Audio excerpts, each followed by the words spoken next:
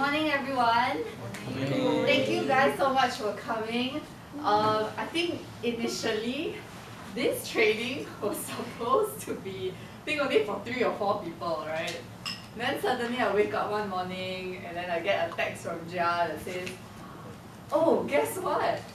We're not doing it in the office anymore, okay? Just FYI, when you're back at work next week, it'll be at Eastin Hotel." So I was like, for 4 people? Okay, that's great. And then every day I check the calendar entry. There's more and more people every few hours. So I was like, oh my, it's a real training, everyone's coming. So then I was a bit like, okay, I have to do this properly, right? So thank you guys so much for coming.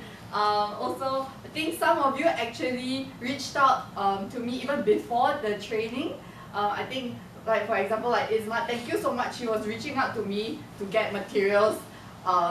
So I want to make sure that this experience is the best for you guys, but I really appreciate that you guys actually reach out to make sure it's the best experience for yourselves as well. So if you have any questions throughout the training, let's just have fun. Feel free to just ask any questions. Sometimes I get too excited. I might speak too fast, so just stop me whenever. Okay, all good? Yes. Alright, okay, so a lot of people told me, I know nothing about this training, but all I know is that we are learning about communication. So great, that's what we're gonna do today. Before we start, I'm gonna introduce myself a little bit more. So for some of you, you see me all the time, so that's fine, be nice to me, please. That's all I have to say about that. Alright, so just to let you know, my name is Carmen. Right, for those of you who don't know me, you can just call me Carmen. Just to share with you my background, I was actually, I saw some. I don't look like I did law, okay? So I actually started off doing law, right? Because my parents really wanted me to be a lawyer, so I was like, no math, okay, I'll go into law, right? But along my journey in the legal field, I actually realized maybe this is not for me, but all I know is law, so how am I gonna do this, So I did a lot of internships here and there, right? Really trying to understand the field better, and I realized I needed a little bit more. So I actually did a double degree. So I actually did marketing on top of it. And a lot of people always like, huh, so different, how did you go from this to that, right? But I think my goal was really just to expand my horizons, so that when I started working, right, coming out to the real world, I was a bit more prepared, right? So that's a bit of my background. And I actually did a UK degree over here. Originally, I was supposed to leave the country, but I chose not to do it because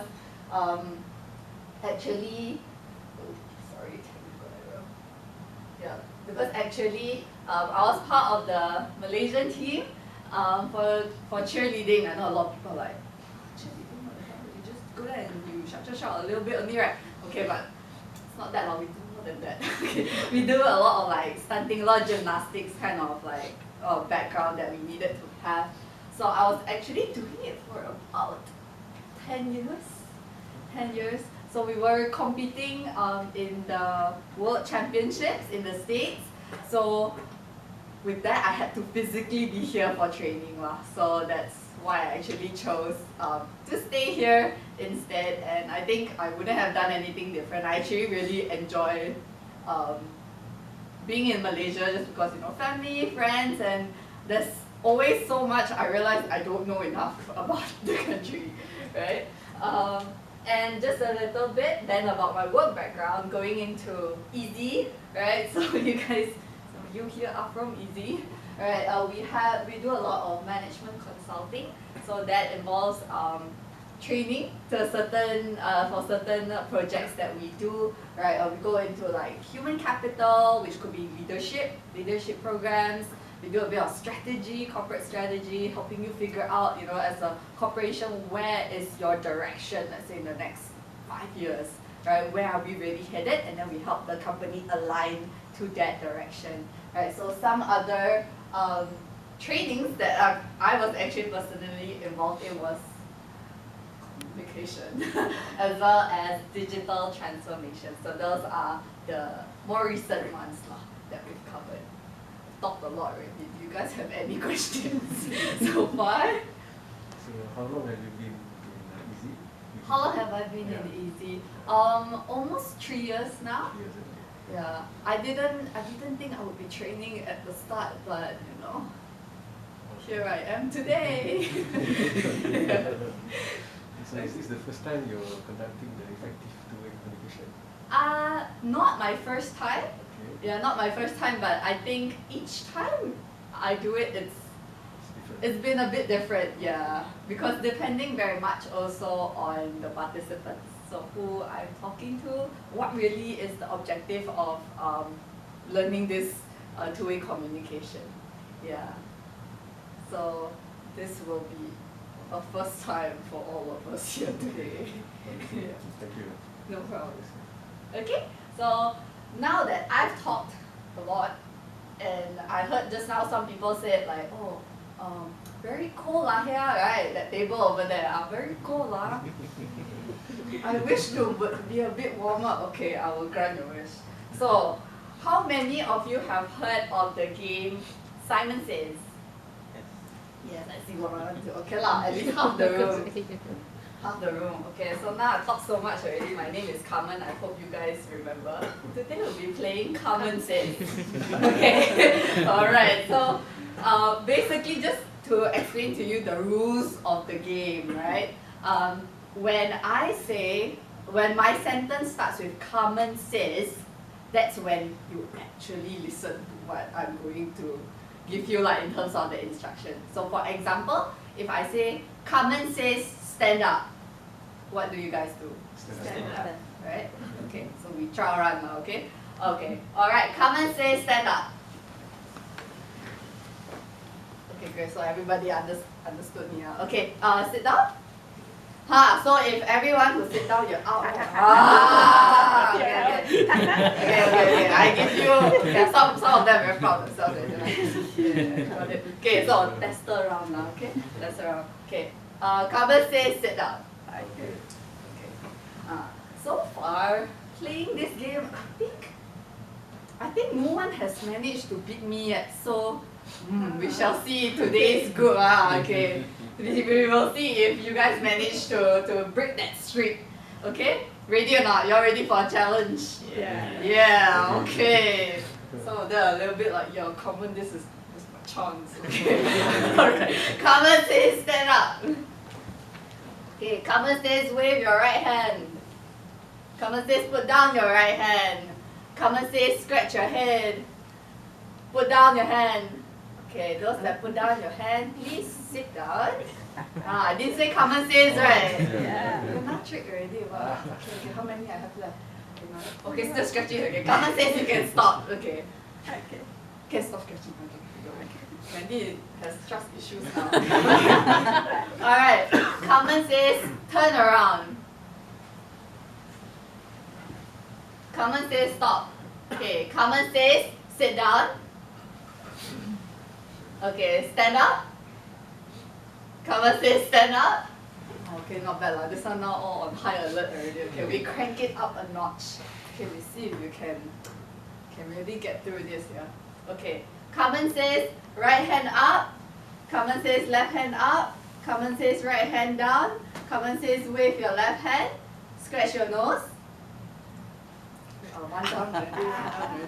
Oh, not bad. Okay, how many do I have? Okay, Common says stop waving your hand. What? Oh. Stop now. Okay, stop. Why you stop? Still sound like, okay, so those that keep waving because you have trust issues, you can stop. Okay, so I think there was a few here, right? Okay, 1, 2, 3, 4, 6. This table very strong. I'm a bit scared of them, you know, they're so close to me. Salespeople. Very strong. this table is the only one, all sales. Makes sense. Yeah, Communication, guys. Okay. Alright. Okay, this girl is a bit tough, but now usually half gone already. Okay, let's try another round. We see if we can or not. Okay? Alright. Carmen says right leg up, left leg down. Okay, left leg my mom down, right? Nobody moves. Okay, very good. Okay, Carmen says right leg down. Carmen says hand on your hips. Carmen says put your right hand to the back. Put your left hand to the back. Thank you, Akil, sit down please. Okay, Carmen says right hand on your hip. Carmen says left hand on your hip. Okay, turn around. Okay, thank you, John, sit down. Dave, also pitching, sit down. Oh, this one really cannot beat. Okay, so it's BD plus finance. Okay, so 5 of you. Okay, since it's just the 5 of you, can I get you guys to come to the front? So they can see you lah, alright? Okay, everyone come to the front. Okay, thank you. You can all say. I didn't say come and say.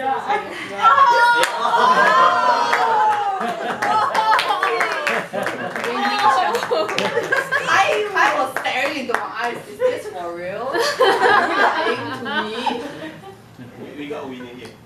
Yeah, he Is got it it. move? Yeah. Oh!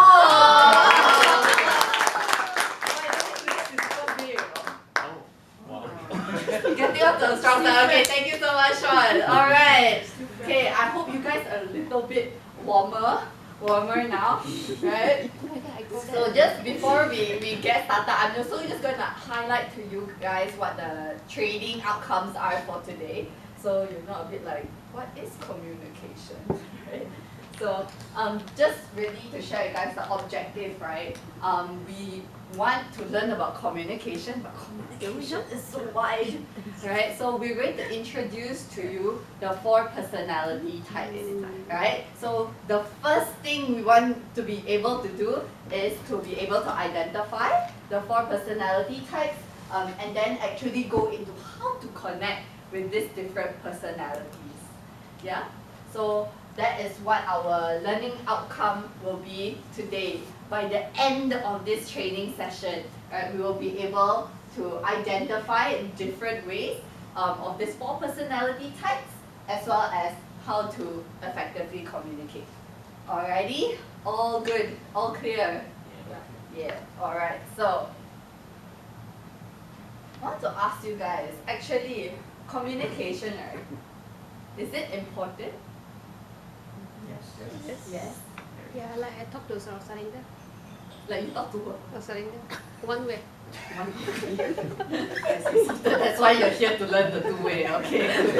Alright, so we all agree that communication is important, right? But then, is communication difficult? Yes. Yes. Oh, this one is so much stronger. First time I heard Catherine so loud, Okay. Oh, shy. Okay. So, communication, we all know, right, that it is important because it's something we do not just at work, even at home, right? So every day, even when we pergi mama, right, we want to order food, we need to communicate what our order actually is, right? So with that, don't worry, because it's difficult, we will be giving you some tools today to help with that, lah. Okay? So we talked about just now introducing the personality types, right? So I said there's 4. Any of you guys have actually heard of these 4 personality types before? I actually tell you what it is, lah. Have you all heard of this tool? Somehow I saw it. You heard it? I think, okay, the few easy members have heard it before, right? Because we always talk about it, right? From time to time, Jia will say during the meeting, okay, so remember the 4 personality types that we talked about? That okay, we're going to bring it into this meeting later on. So the few of them that hasn't actually gone through the meeting, sometimes they just look at me and also like, what is that? So that's why they're here today. Okay. First personality type, the relator. Right? Just based off the word relator, right? And this picture over here, what do you think the relator personality type is like? Likes to build relationship. How do you think this relator likes to build relationship? No, how does the relator communicate? They relate. So maybe help me break down into some actions, that maybe they do. Empathy. Yeah, many. Sorry? Empathy. Empathy. So they apply empathy, right? How do they apply empathy? So the way from the picture itself it describes how the person listens to another person, sit close to them. You literally listen to that person, so you try to understand where the person coming from, and that's how the relationship is. Okay. And So so listening, that's it, you break down our communication. Okay. So here, I think the keyword you used was listening, right? This relator type of person, usually they listen a lot. They want to hear your opinion, right? Like, tell me more about you. What do you think? Right? So that's how they actually try to connect with the other person, right? So even, let's say, whether it's this picture or just hearing the word relator, just we heard the word relate a lot, they're actually trying to find common grounds, right? So relators usually are people, I don't know if when I'm describing this, there's somebody in mind already, right? Relators, they are not very loud. They're not very loud typically because they like one-on-one conversations, right? So like, in this picture, you'll see there's one person talking to another person, but that doesn't necessarily mean only one person, right? Usually, they prefer smaller groups, right? So there are some people we're not very sure. We're like, are they shy? Do they just not like people in general? Actually, no. Related type of people, they are very interested in knowing people, but they prefer smaller group settings, right? Smaller group settings. So, do you think the related type of person is usually louder or softer in approach? Softer, right? Because when you're in a small group, usually they are more interested in the other person versus sharing so much themselves, right? Okay, so we have our first personality type, right? Our relator.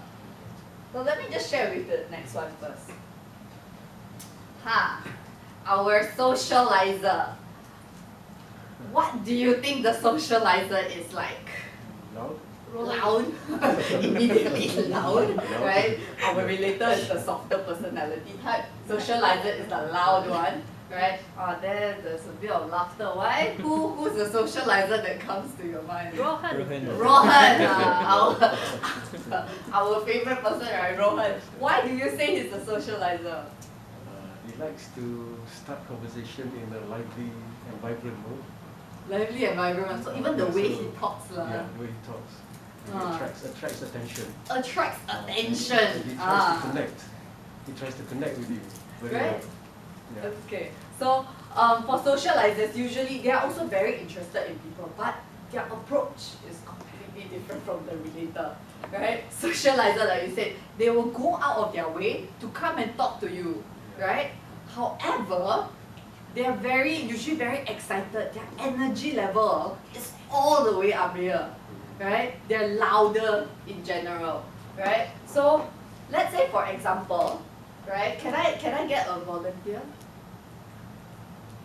Sorry, don't want to make eye contact with me. Shad? Okay, great. Okay, Shad.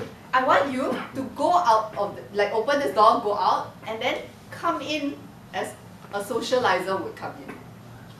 Okay, so with what we've talked about just now, right? How do you think the socializer would walk into a room? Okay, so Shad is leaving now. Okay, let's see how she enters the room. Hi everyone, good morning. Good Morning. Do you think that's how Rohan will enter the room? No, he talks more, so I don't Okay, try again, go out, okay. I don't have that much vocab. Try again. Be the socializer that you know. Okay, let's try, go. Hi everyone, I see that you're having a nice meeting today. So, how are you, all of you? How are you, Jenny? How are you? Good. How about yourself? Please don't. Okay, she's a please don't make it. Okay, have a seat. Okay, so socializer, right? They love attention. Right? Love attention. So when they come in, you see just now when she actually came in, she started addressing people already. Right? So socializers, when they come in, they're really the life of the party. Right? So when they come in, they literally come like, oh my god, hi, how are you guys today? And then they say, oh, do you have breakfast this morning? Not yet. No, not yet. Oh, how come? Hey, wait, okay, I'll talk to you later, okay, and then I'll be here already. Oh, John! John, I haven't seen you in a while. Okay. Why, so how have you been? Good. Okay. Okay, I'll talk to you later. I'll catch up with you during lunch, then they move on to the next person. Right? So you've heard of the term social butterfly, Yeah. right? Because that's what really a socializer is. They will fly from one to the other, to the other, to the other, right? Because they love attention. As long as there's attention and there's the same kind of energy there, they are drawn to it. They want to be a part of it already, right? So example, now we know too, right? The relator and the socializer. Imagine when you enter a party, right? A party. Where do you think you will find the socializer? In the middle of In the the party. Middle of the party, right? Where the crowd is, he will be right in the middle. If there's a stage, he will be on the stage. Right? So as much as possible, it's like, hi everyone, I'm here. Right? So that is our socializer. Then where do you think you'll find your relator? The sign. Right at the back. The side at the back. Right? So they don't want to be in the center. Go ahead, socializer, take the limelight, right? They prefer to be at the side. And do you think they will be alone? No, really. no, they will be in No, the right? circle. Maybe somebody close to them, one or two people. Yeah. Right? So usually it's because they are still interested in people, right? Just that they like smaller groups. So they will be probably with their friends, like closer people that they already know. So they'll be probably start with that same group of people the entire night. Because that's why they're comfortable already, right? But the socializer will work the room from the stage down to the back, down to the side. Everybody in the room, they'll try and meet. They'll try and get to know you a bit better, right? So that's usually the traits of a relator and a socializer. Any questions you guys have so far? So usually the socializer will actually ignite the event in terms of the way they make it lively. Right, because they really bring energy, Bring energy, right? So they're really very high energy, usually socializer, right? Relator is a bit calmer, more calm, peaceful. I want to get to know about you. Don't ask me so many questions about myself. I want to get to know more about you first, right? So it's very you-facing versus socializer is like a me, I'm here kind of. But this is obviously the extremes lah, right, of the personality types. Okay, Just so now you said, yes, no, go just now question. you said socializer, they come to people. So which means they initiate interactions, right? Yes. So I'm curious, does relator initiate as well, or people come to them? Okay, so for relator, because they are also very interested in people, so they will approach people, right? Just that they will not approach, let's say, a big group of people, right? So let's say, example, right now, everybody's in their groups, right? And let's say for me, because I'm preparing, I was nervous, let's say I'm standing at the back, right? Alone, I'm standing at the back, I'm just looking around, I'm like fidgeting a little bit. So a relator, if they come into the room, they may not necessarily come straight to a big table and start engaging with people. They probably see like, okay, there's one person at the back. Why is that person okay? They will go towards that smaller group or the individual, and then they'll ask you, are you okay or not? Like, you all good? Do you need help from me? Okay, you're fine. Make sure. Okay, I'm here if you need me. Okay, don't worry, and then they'll go. Right? But if it was a socializer, they'll come in straight away. Hi, is everyone okay? Right, what about you? You sure? Okay, makan already or not? So they will come in already from the get-go with very high energy. Does that answer your question? Yeah. Okay. I have a question. Yes. So what happens if you put a relator and a socializer together? How do you communicate? The golden question. How do you think they'll communicate? One will be talking, another one will What another one? I think the relator will be listening more than the Yeah. socializer. Right, so the socializer will be the one that is telling you a lot of things, right? And then the relator will just be there like, oh, Interesting.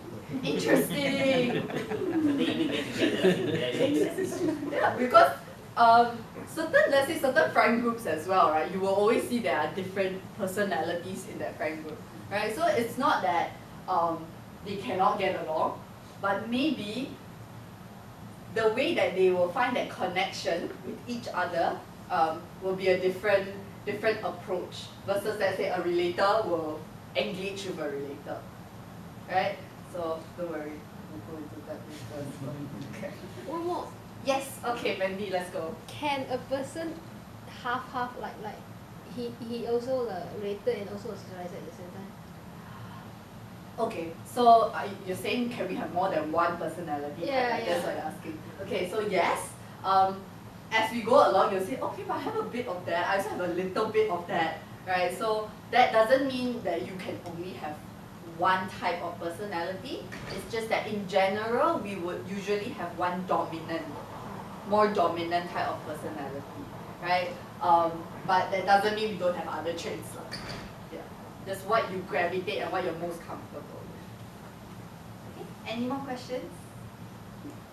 So the socializer is the extroverted version? Yes, And, usually they are the more extroverted Extroverted. people, yeah. Okay, alright, so we go to the next one, right? Our analyzer. What do you think our analyzer likes? Analyze people. Information, details. IT guy. IT guy. The IT guy. So why you say IT guy? Mostly IT guy very into words. They don't talk a lot. Like fact or that this is I don't talk this I show you what I've done and then this is okay bye. Okay, so they're more interested in, let's say, facts, figures, details, right? So example, example, imagine if this was a piece of paper that had a lot of information, a lot of like charts and graphs and then a lot of statistics, right? Things like that. So imagine, right, if this is the table I go to and let's say Sean is an analyzer, right? When I show the paper to Sean, what do you think his reaction would be? Happy. Happy, right? You're giving me what I love the most, right? So when he sees it, he'll be like, wow, ooh, he'll start asking me questions. He is actually interested in what I'm talking about. He wants to get to know more, right? Oh, actually, really, how did you break this up? How did you come up with this graph, right? Because analyzers, they love details, right? They really love details. They want to know down to the facts of what is happening, right?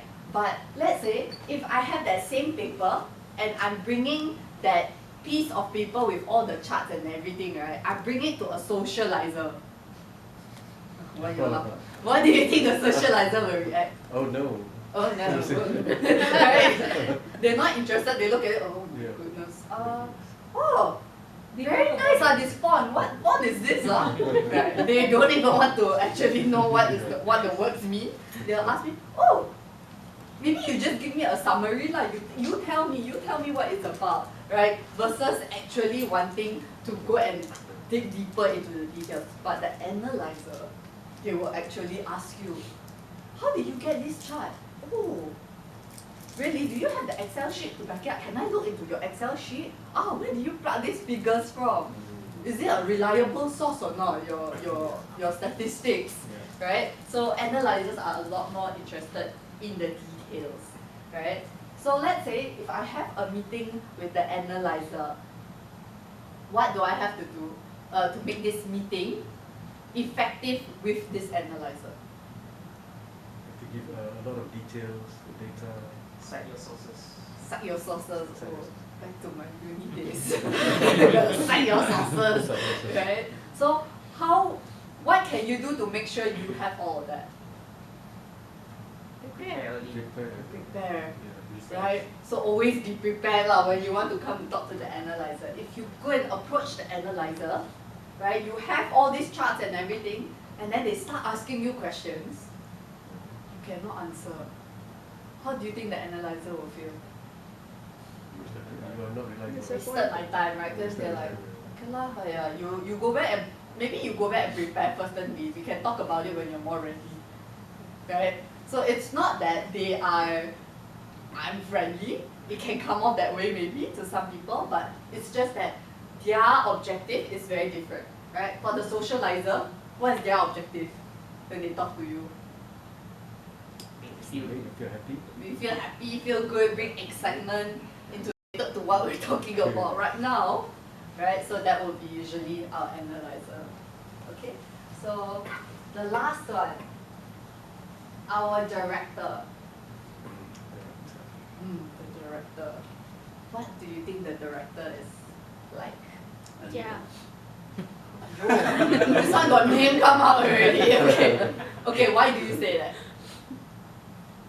Me. Yeah lah, you gave the answer, right? Why do you think? What makes you think a director is a certain? Maybe you want to They describe. want things to be done in certain way. They want things to be done a certain way. Okay. Like have to be in order. Have to be in order. Okay. So what happens if it's not? They will become grumpy. Okay, grumpy is a feeling lah, right? Okay. So why do you think, let's say, just now Mandy described, right? Directors like things done a certain way, right? They have the end outcome already in their mind usually, right? They know what is the objective of this, what is the goal that they want to reach, right? So if you don't have that, why do they feel grumpy? Not in control, right? So directors, yes, they actually usually prefer to be in control, right? They are very results driven, right? So that's why our directors are usually a lot more fast paced, right? They want things right now, right? I asked for you on Friday, I expect it to be done on Friday, and I expect it to be done to the result that I expect and have communicated to you already. Right? So usually, how can the directors come off a little bit? Direct, yeah. Sometimes some people have said before, a bit scary lah to the director. I want to talk to the director. I see it better. Right? It's because usually directors are a bit misunderstood, right? People feel like, oh no, they're so scary, you know, they're so strict with me. It's just that, like what, they feel like they're a bit more direct. Because they are only having the end goal in mind. That's what they want. That's the most important to them, right? So, director as well, if you start talking about a lot of, let's say a lot of other things apart from the end goal, they're not interested, right? So if you go into a meeting as well with the director, you start talking about, hey, you know, last month I went to this place for holiday, you know, wow, it was so great. They'll be like, yes, yes, okay. Why do you need me here for this conversation? Right? So again, very results driven, right? So now that we've gotten to know a little bit better about these 4 personalities, right? Yeah, I ask you guys, do you have a rough idea what your dominant personality type is? Shut no. Well, you feel like you're a bit of all of this, is it? Somehow, a little bit of a mix. Okay, so we'll go into it a little bit more. What about, I talk so much, right? I share so much about myself, right? What do you think my dominant personality type is? Director. Director. Oh. Okay, director. Mandy thinks I'm a director. Who here thinks I'm a director by dominant personality type? Only Mandy lah, yo. Okay, then what about the rest? What do you think my dominant personality type is? Socializer. Analyzer. Everything. I'm everything and more. Okay, so just now, no lah, don't judge based on how you know me outside of this room lah. Then cheating a bit, right? That's before training already. Okay, what kind of personality type you think I am dominant based on like right now in training? Socializer, right? Socializer. So, is it because I'm very loud? Because I'm very loud, then I'm bringing a lot of energy, right, to the training. Yeah, but actually I would say my dominant personality type is actually more towards analyzer and the relator. Usually when I'm at work, I usually like to be in my own space, look at my laptop and, you know, one person approach me at a time, please. Right? And then, you know, we can discuss about the work, and I'm fine with that, right? But imagine if I came to this training today and I was an analyzer. Very comfortable, right? I'm the analyzer that I usually am. How do you think this training will be like? Your slides will be full with graph and figures and Yeah, it will just be all the charts and the words and the figures. How will you feel? Overwhelmed. The deep breath, right? Oh my god, how long is this training for? I don't keep checking the time, you know, is it time to go already or not? Right, exactly. I see people start yawning already at 10 a.m.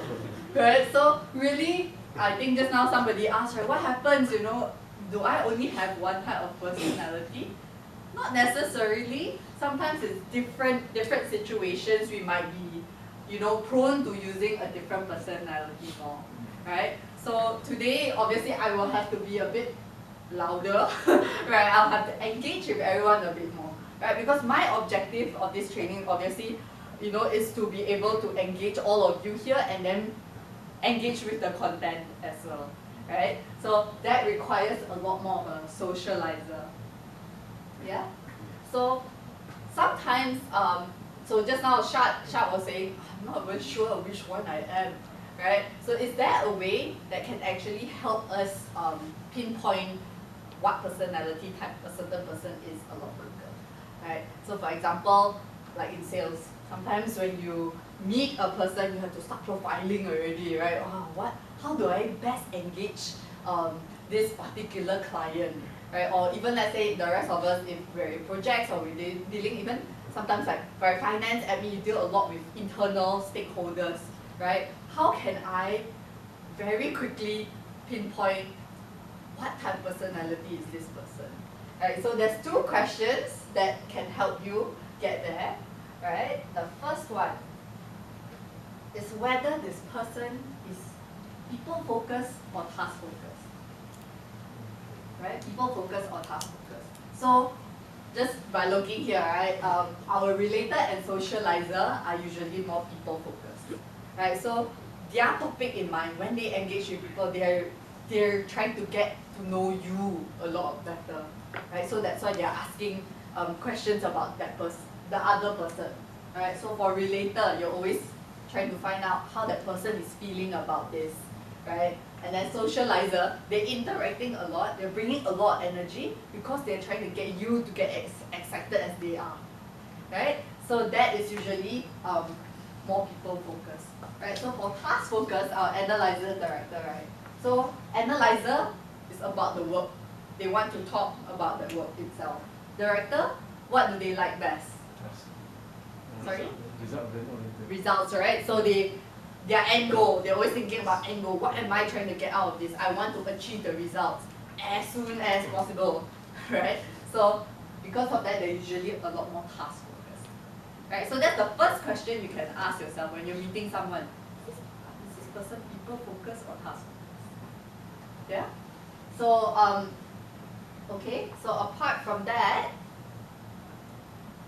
the second question you can ask, right, is this person an introvert or an extrovert? Right? So as you can see from here, usually the analyzer and relator, they prefer smaller groups. Right? So they're usually a bit more introverted. Right? They like to talk one-on-one, they like to have small discussions. Yeah? And usually the relator, because I say introverted and people focused, right? They don't like conflict. They don't engage very well with conflict, right?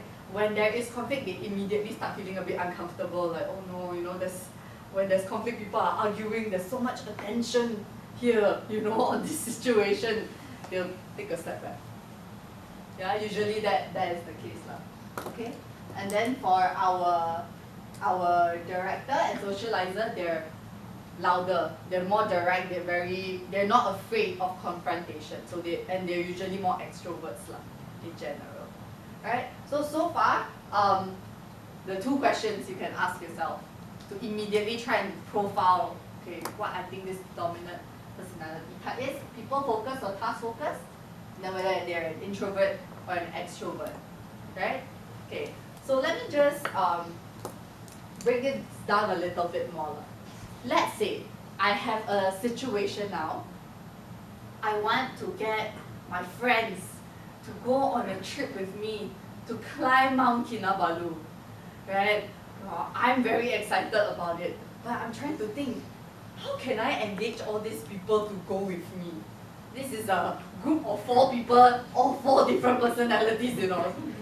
How can I ask them, right? So anybody here want to try and practice first? How do I engage the socializer to go on this trip with me? Tell all the fun activities that you're going to do there, going to meet people, Oh. know the world, Blah, blah, like the fun, right? To really emphasize all the fun, right? Hey, you know or not, when we go up there, right, the view is amazing, you know, you can take all the pictures you want, you post on your Instagram, you get the likes, you know. Because what do they like? Attention. Right? So, okay lah, it's like you dangle the fish in front of them and they're like, oh, okay, I'm excited, right, let's go. Right, oh yeah, I can take, oh, how many likes can I get from this? They're planning their entire social media content, all the angles they want to take their pictures in already. Right, so that's how you get them excited. Right? What about the analyzer? How to get analyzer to say yes to going on this Mount Kinabalu trip with you? Budget. Okay, because they'll ask you questions, right? Okay, so budget. details of the hiking. How long it takes? How many days How many days? for the trips? Itinerary. If you can plan out the itinerary, you print out for them, even better, right? Because they'll ask you questions. Oh, is it? When do I have to go? When's the day I have to fly? Morning or night? Right? How long do we have to be there? I see. Okay. So what is the budget for this?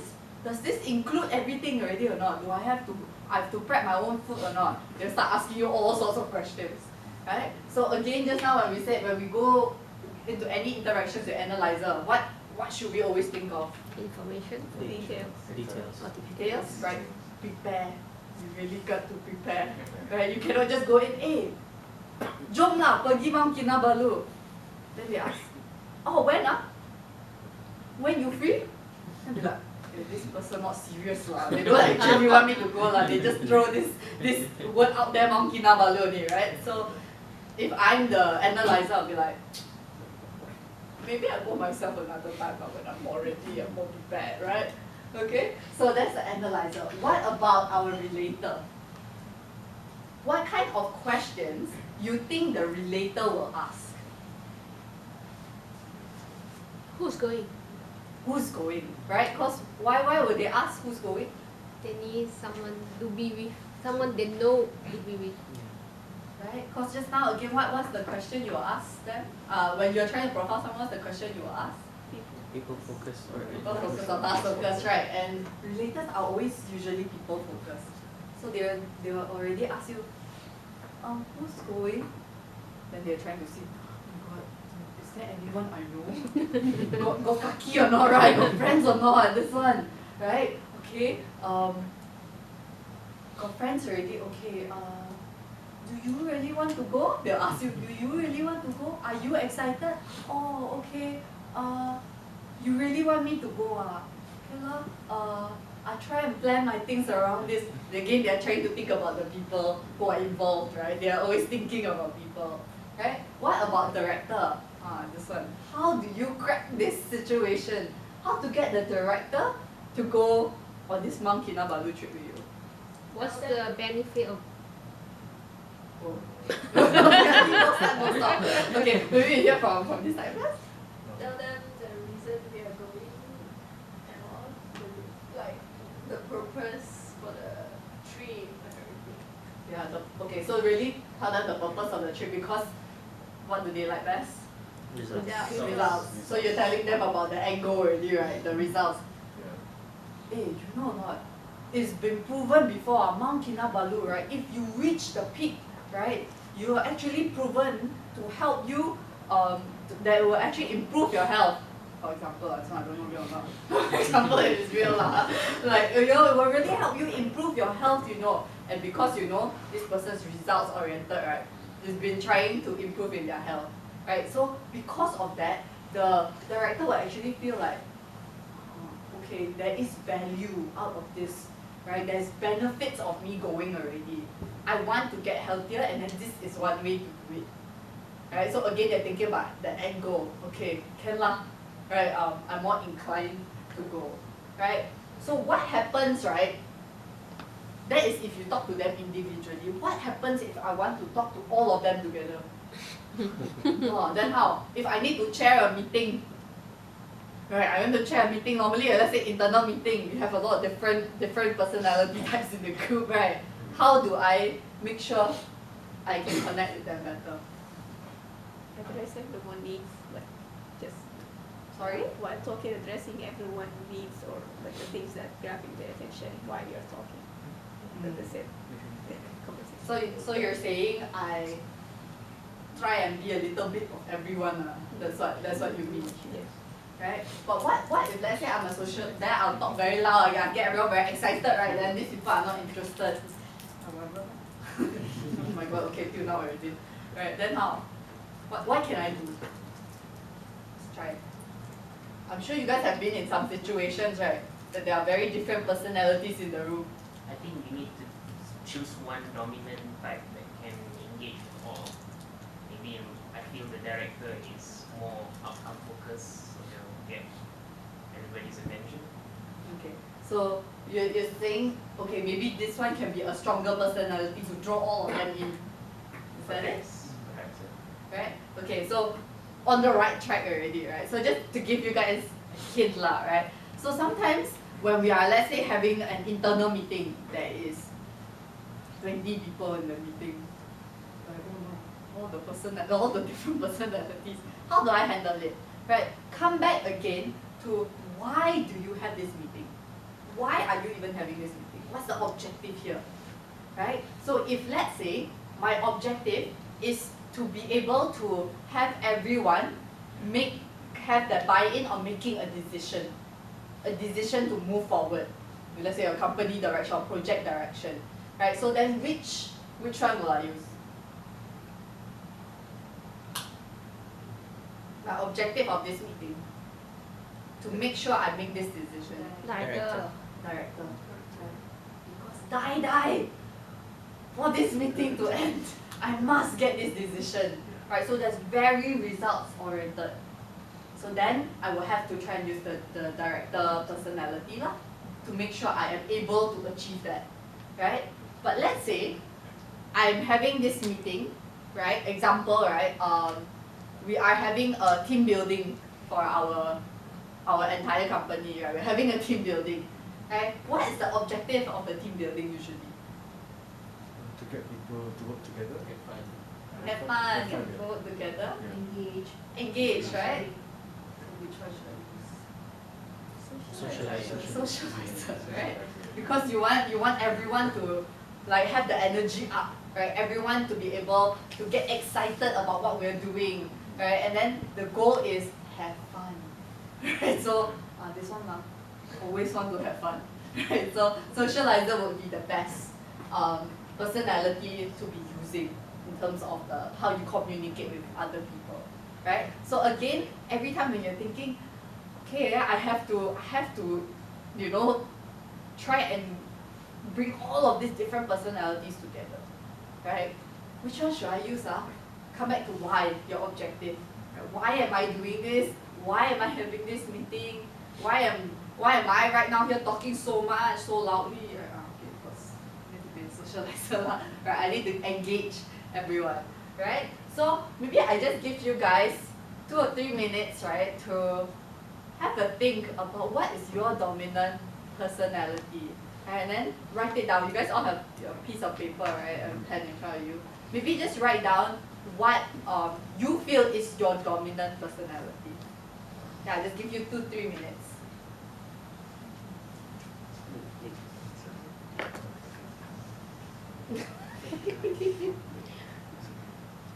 Why are you looking?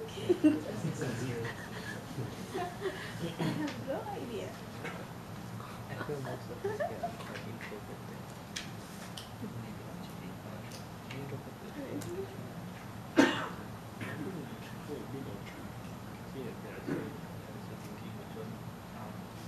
haven't seen your extrovert side yet. Yeah, same. I haven't seen. I think you have it, it's just that it didn't show up yet. You always have back it. then got a bit of diagnosis like, what do you think I am? What do you think I am? Because lunch check, he always Yeah, will this come one quite first clear. beginning. Okay. He won't come and like, hey guys, what do I have lunch? He never come and ask. What do you think? I think you're an analyzer. Okay. You sit in the back. I think so. Yeah, I think so. Yeah. And very detailed. Yeah, somehow. Me? I never worked with you before, but I feel you socialize it. just from interaction in office. But I have a moment of awareness also. Like, Diagnosis very fast, you see that one feel like, imagine these people who am I? I'm very introvert. Yeah, But let's say if everyone here I don't know and I sit here, first time I see him, if this person don't, if I say hi, and he just like hi, then no more conversations, I'm very quiet. Because I know when like you open up, right? So I'll become social. Makes sense. Yeah. What was it, Catherine? I'm actually intro, not the extro side. Really? Got like, I think you got extra I side. got extro. Generally it's intro. I'm more to the analyzer related. yeah, I had a Okay, ready? yes. Wait. Shan is still having a bit of a crisis. Can I give you one more minute? Maybe just think.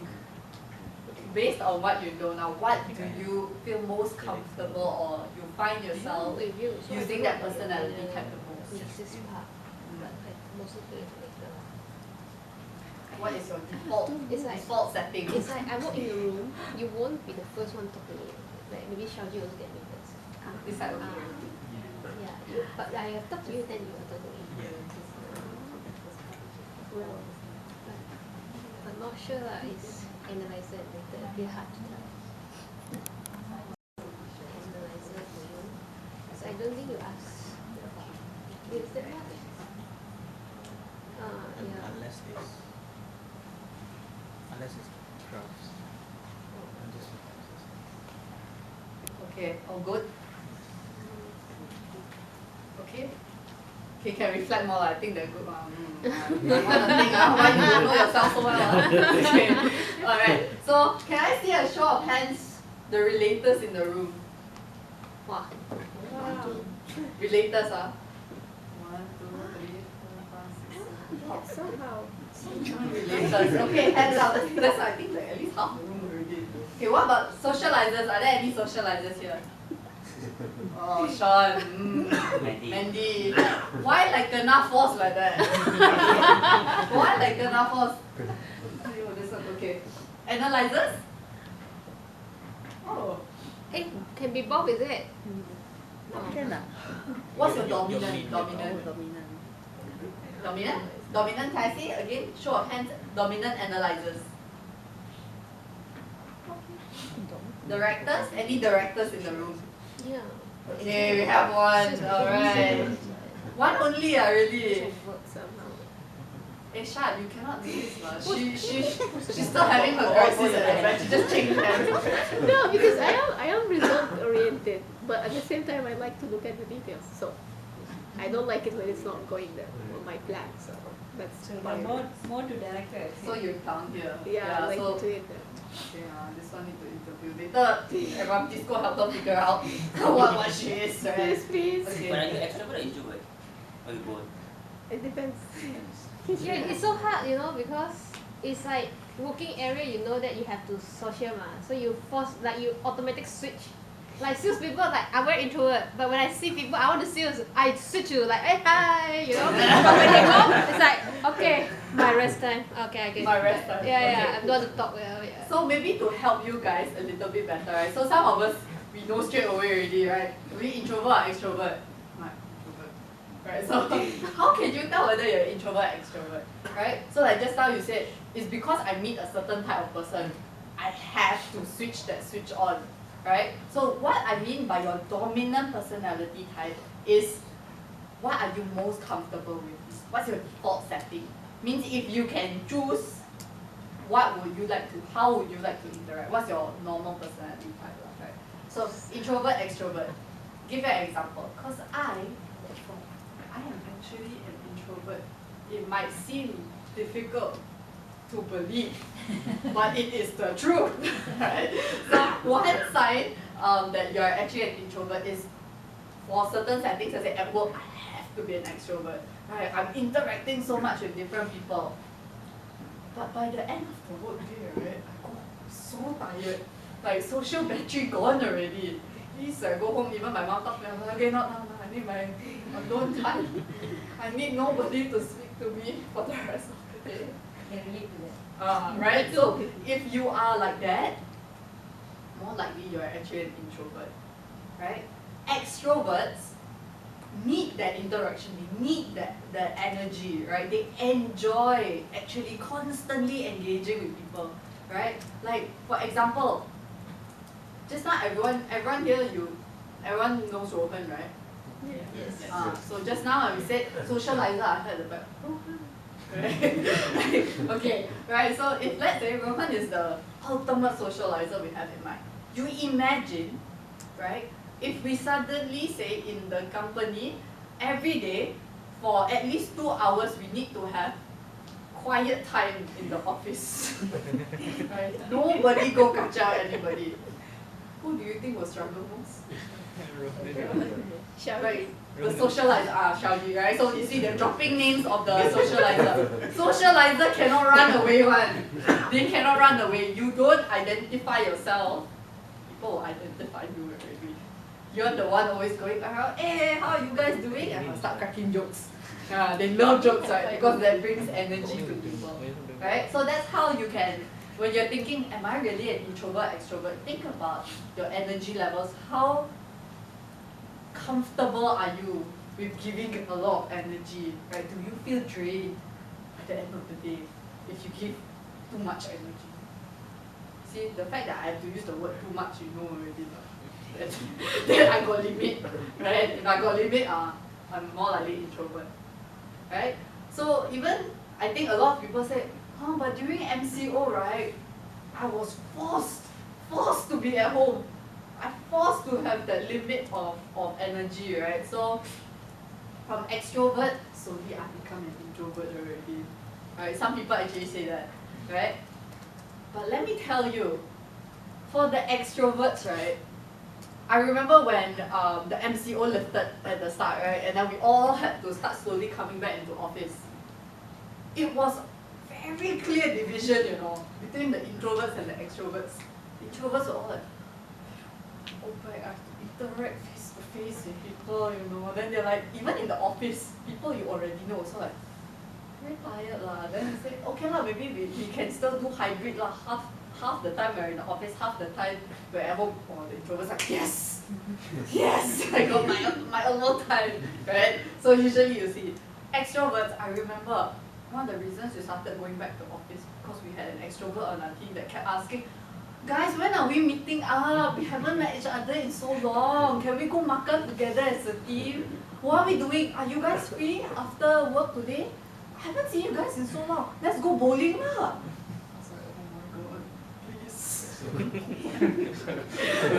So then you can tell already who's the introvert, extrovert. And so whether it's you're reflecting on yourself or even when you're interacting with people, the words they will use, like what is the focus of their conversation, right? Really trying to get you to do things, interact with me more, please. It's the more people focused ones, right, usually. So people focus, task focus, I think this one is a bit more direct lah.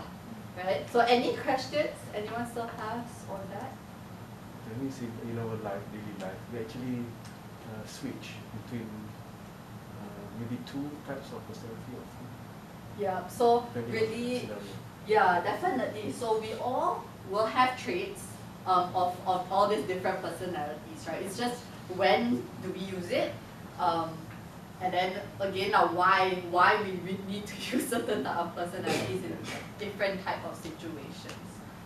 Yeah. Otherwise, right now I'll be here showing you numbers. Right, so we don't want that. We don't want that, right? Okay. All right. So before we go into a break, right? When we are going to come back, I'm going to give you a little bit of time. We can have a discussion among your group. Right? I'm going to give you a situation. Right? After this, we will distribute hats to you. Right? We'll distribute some hats to you. These hats will they will show you actually representation of different personality types. Right? So there'll be different colors. Yellow will be relator. Right? After this, after the break, we'll give you the hats. Yellow hats will be the relator. Red hats will be socializer. Blue hats analyzer, and the silver hats later on will be the director. Right? So don't worry, I'll show you guys again later as well.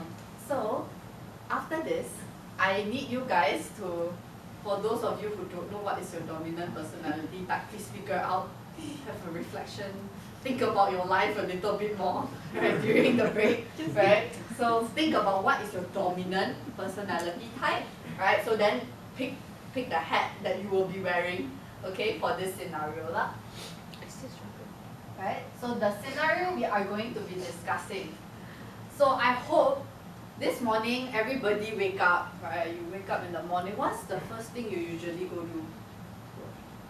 Check the time. Check my phone. Check the time. Off the alarm.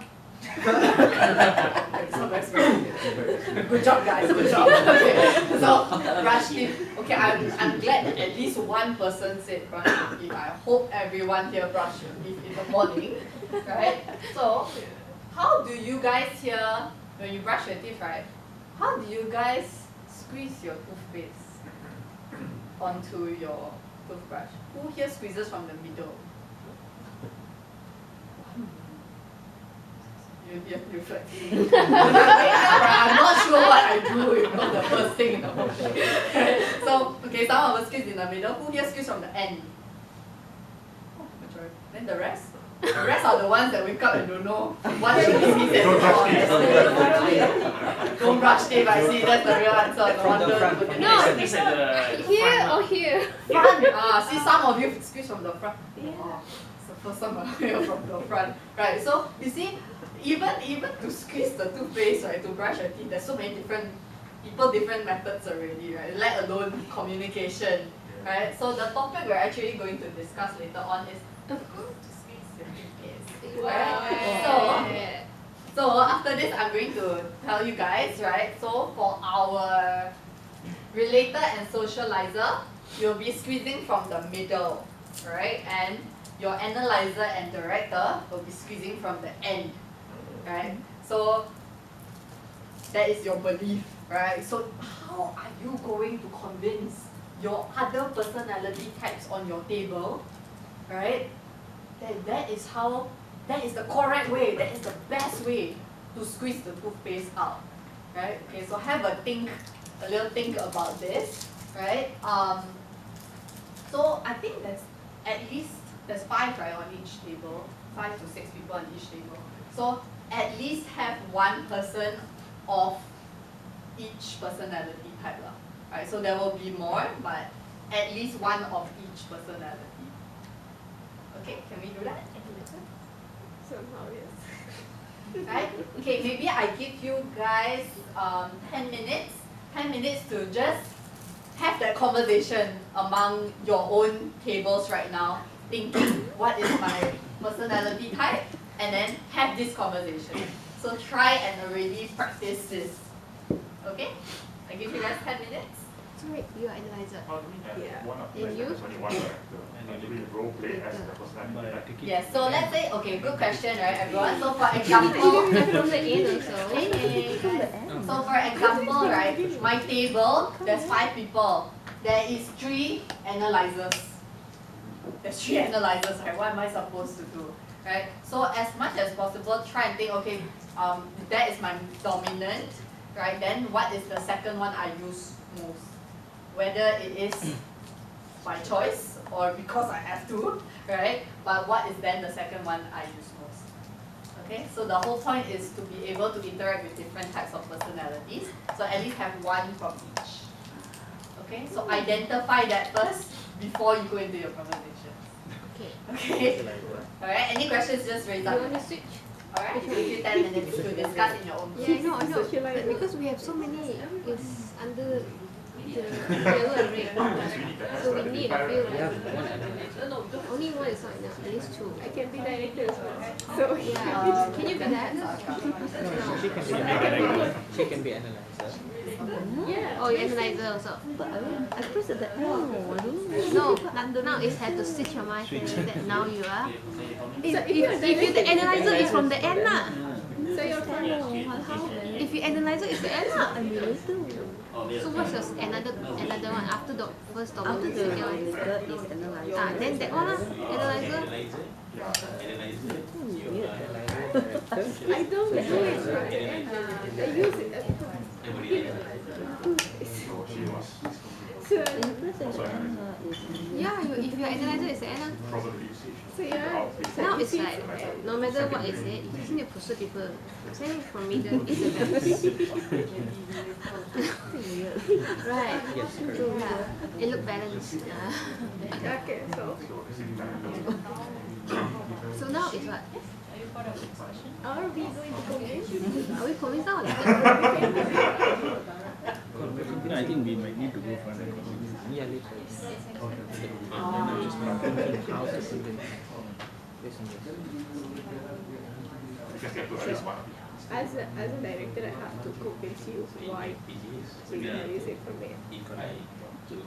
Easy. Okay, actually, I think of it. When you first run it, when you squeeze it from the that make sure you're not melting so many toothpaste. you go on less wastage. Analyzer can go more time saving. No. Push the middle, you know what? It's more evenly, on the toothbrush.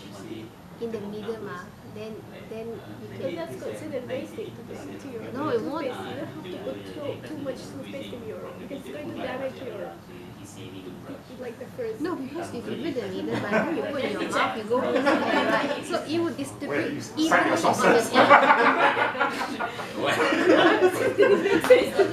No, this is squeeze your toothpaste, right? You're squeezing your toothpaste from the middle or from the end. The tube. No, so this is your toothpaste. So, it's not on the toothpaste or it's on tube. No, it's not the toothbrush. Not on the toothbrush. Toothpaste. How do you squeeze the toothbrush? Oh, that's inventing Yeah, how to squeeze the toothpaste onto the toothbrush. I say middle because most of the time you squeeze from the end because how big it is, right?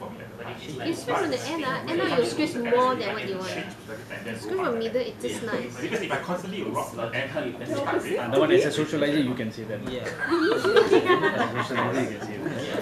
As a relator, I say it's mostly you don't need to keep pushing from the end because in the end everything goes up. Then just one big push instead of. It doesn't make sense to me, but I'm trying Yeah, I know you're already going to the end goal. when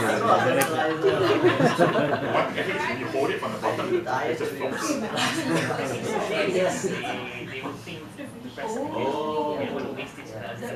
What is your argument?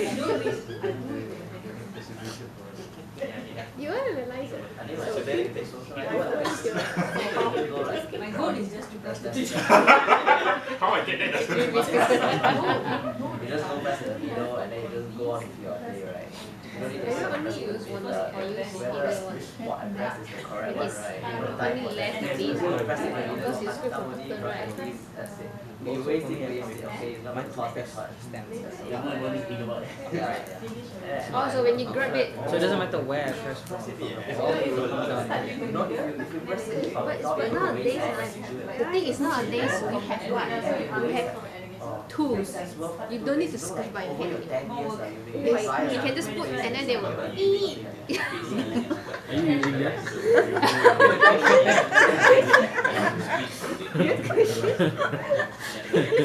So this is not arguable anymore nowadays. Socializer. Yeah, this has too many tools. So not everyone in uses the end you them. can promote them. Yeah. Leave this all aside.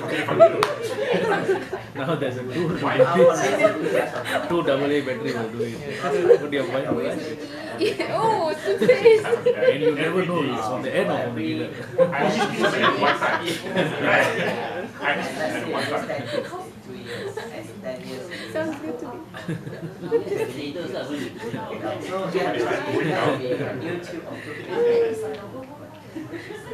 But the work is only And you once. can talk about how toothpaste are used. I'm freezing. No, okay, so this is a tube of toothpaste, right? So this is a tube of I toothpaste. work, my hand's already I will keep frozen, pressing but on the now middle, it's and then starting it to keeps pushing my up. When it's not come out enough, then I will push it up. No way, no way. This amount. There's 3 more. Yeah, continue. Oh my Rather god. than every day I push up a No, bit, what to do push up a with bit. We need the toothpaste. Can we have a toothpaste for demo? This one I need the physical exertion. Analyzer only, bro, you can imagine. To prove his point. Yeah. How would you So I mean, from the perspective of the roller thing. Like, imagine if you are using a roller, right? Every day you could roll it a bit, roll it a bit, roll it a bit, roll it a bit. But it goes to the end. But if you don't push, so if you have a roller, how would you use it? You have to roll from the bottom to get the thing out, right? Otherwise, you need to push the middle. So you will every day roll the bottom.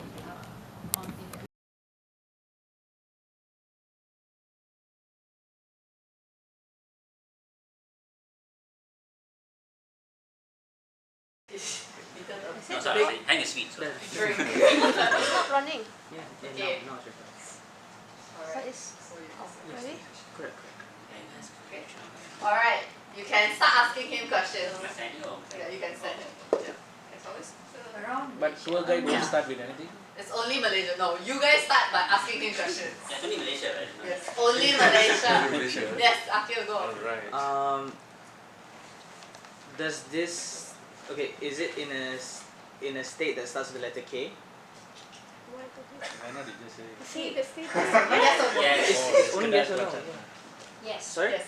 Yes. Which K? You answer yes or no? Can we answer yes or no, right? Yeah, Yes, yes, I just pass it. She's just like never I'm mind. just putting a link. Okay, fine. Is it by the beach? No. Is it Kuala Lumpur? Is it in Kuala Lumpur? Yes. Okay. Oh. Is it a tourist place? Is it Twin Tower? Yes. Wow.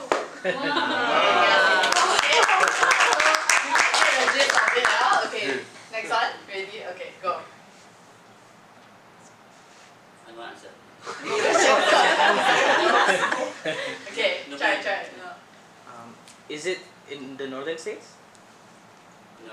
Is it the southern states? Yes. Is it close to Not Johor? north and south, yeah, I guess. Yeah, yes. Is it in Malacca? So you say what?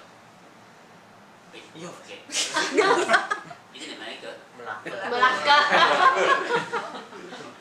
Is it close to Johor? No. Is it Negeri Sembilan? No. Wait, it's West Malaysia, right? Is it? Yes. Yes. Is it Selangor? Yes. Is it Selangor? What is this Selangor Selangor? what? Is it a tourist place? Yes.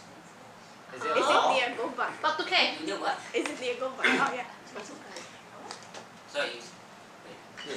Yeah, It's is not it Batu vertical K? if I already asked. Oh, okay. Oh. No. Is it a wall? Is it a wall? Mall. No, it isn't. No, it's not. Is it Is it near the beach? No. Is it a street? No. Is it Port Klang Nong? No. Yes. Just now, so we have what? Just now we have Selangor, right? So Yes. far. See the building? Is it Sunway Pyramid? Sorry? Is it Sunway Pyramid? He said not more. Close. Close. Oh. Sambil Sambil lagoon. Yeah. Oh. Okay, yeah. Sambil lagoon. Okay. Just now when you said mall, Dave was touching already. It's not mall. Right, okay, can we get another tour guide? You want to go? Okay, go. Okay, come.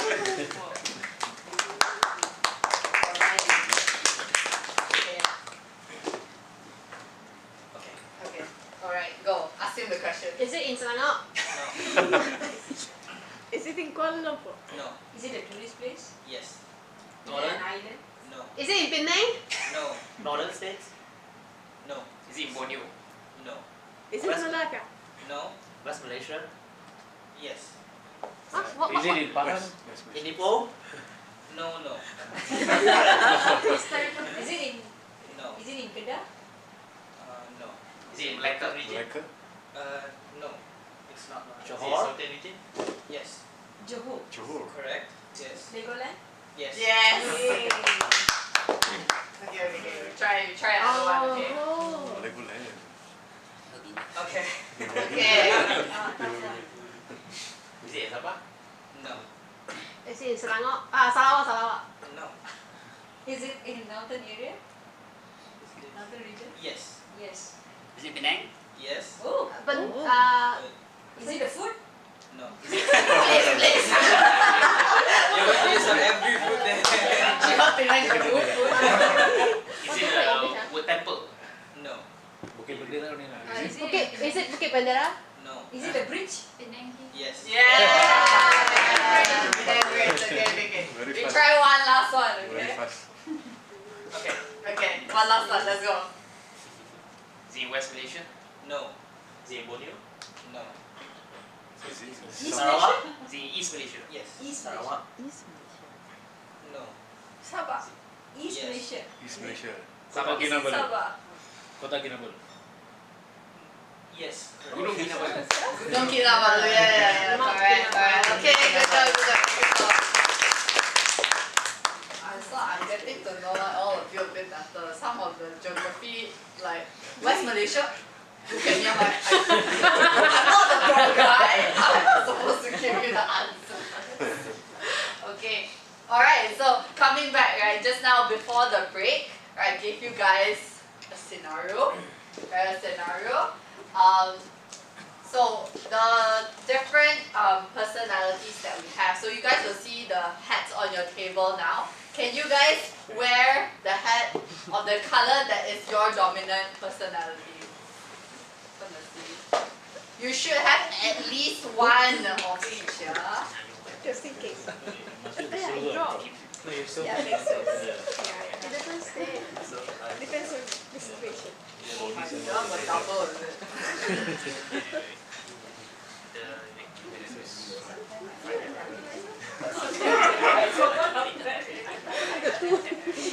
My one doesn't stay. God, it dropped. It was such a big sigh over there. Good enough. Close enough. Okay, everyone ready, yeah? Alright. So just now we have 3 different tables. I heard 3 very different conversations, right?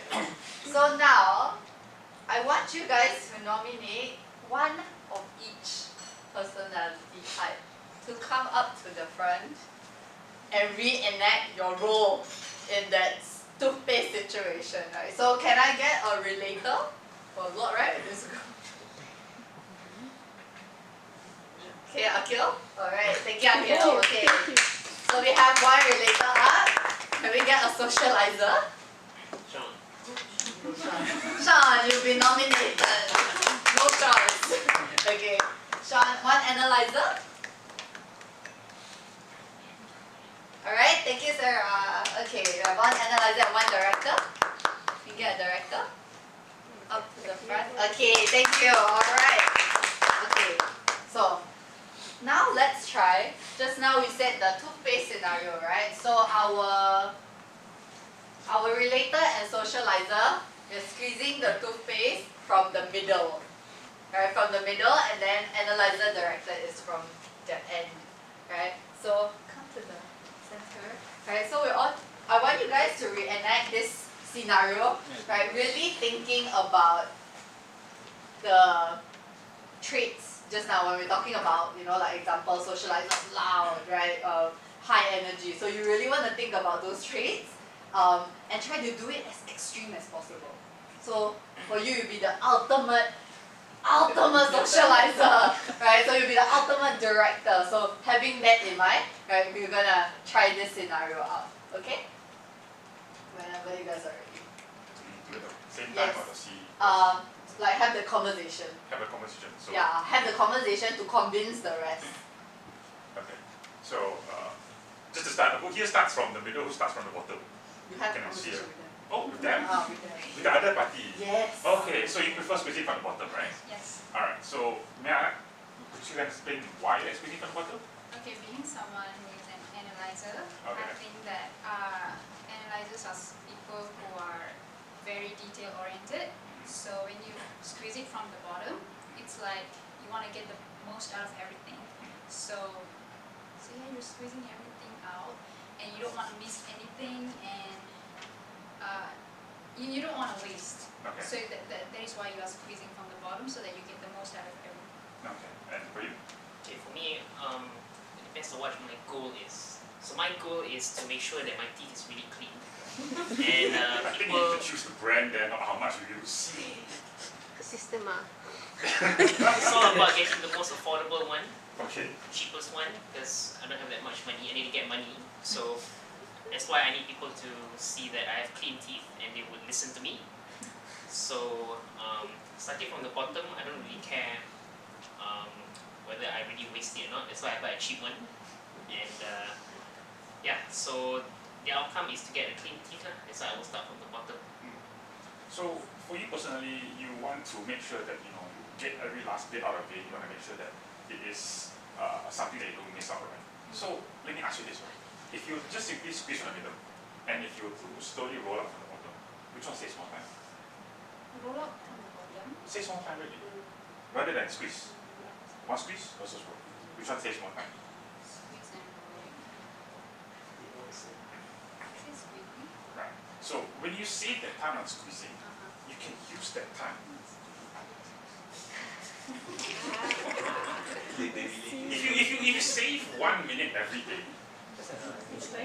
or 2 minutes, because you question, I don't know how many times you question. Let's say 2 minutes. 5 days, that's how many minutes? Okay, wait, let me ask you something.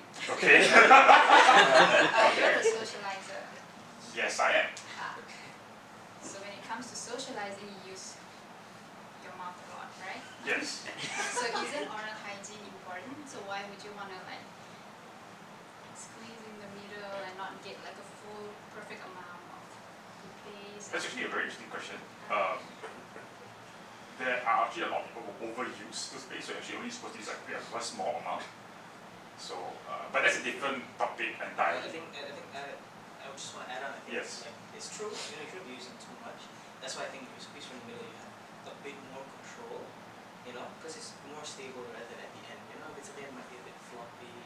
You might miss. You might use too much. So you press from the middle, comes out just the right amount. So you're saving your time. You're saving your energy. You're making sure that everything is nice and clean. It's not like. Okay, so it's more comfortable to press in the middle, but Yeah, because imagine you're holding, imagine you're trying to pick something up like this, right? You hold it like this, okay. which is right in the middle. So I think that's kind of how I see it too. You're holding it, it makes more sense. to Okay, press from the middle. so when you press it from the middle and you do it every day, won't it get thinner at the It will, top? but in the end, you just need one big push rather than small push, small push, small push, small push. So it saves time every day, and it saves time consistently. So you're saying that somehow, however, you still go back to the bottom in the end? Yes. But if you use it from the bottom, you see you're using from the bottom, in the end you still end up in the middle. So why not just start with this? The main point here is that using it from the middle, number one, helps you save time. That time you can spend doing other things that you also enjoy. Right? You want to listen to audiobooks, you want to look at graphs, you want to read the news, all of these detail-oriented things that you like to enjoy and analyze, all available to you. You know, 10 minutes a week, might not sound much, but like that's 10 minutes of reading time. That's 10 minutes of looking at news, seeing current events. And for you particularly, I think what you're looking for mostly is the brand of the toothpaste and like how it can best achieve the results. So say I was looking at the brand. So you're looking at the results, right? Okay, so as I was saying earlier, there are actually a lot of people in Malaysia who use too much toothpaste. So toothpaste is actually a controlled substance in other countries, meaning that you cannot actually buy too much. Why? Because too much of it can actually wear down your teeth. Yes. So because that's your end result, right? Having good oral hygiene. Yeah. That will also depend on the condition of the toothpaste. Okay. Whether is it fully loaded or whether it's almost empty. Okay. So if it's fully loaded, I will argue start that from the front end. And I can So we already have one already. Start from the front end already. Start with okay. Okay, thank you. This will go on forever.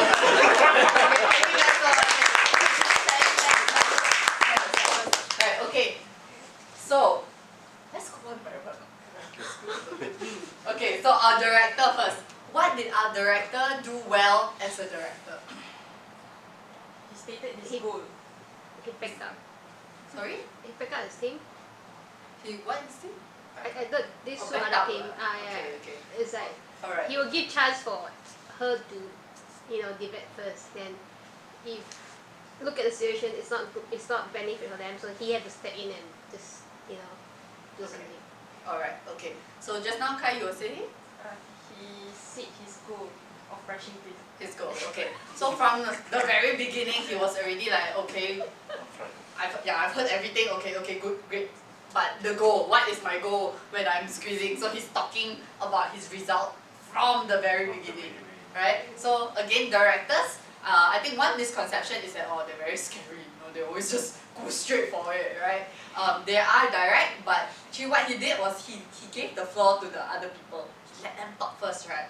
But then also, okay, I've heard enough, so this is what I have to say now, right? So at the end of the day, right, I just want, the decision is, my way is the best way. Thank you. Okay, right? So usually, again, he tries and comes in and just wraps it up, right? I still think this is the best way after I've heard everybody. Okay, so this is the best way, which is my way. Okay, good. Right with the outcome I wanted, right? What else did he do that was great as a director? He was very assured that his way is the best way. Very confident, Yeah, right? So even when he was talking, his voice didn't shake on, he didn't stammer, just okay, right? So this is the outcome. Okay, I believe this is so. Okay. Demands authority, right? Yeah. So usually directors are very firm, right? Because they know what they want already, right? So directors are very firm, lah.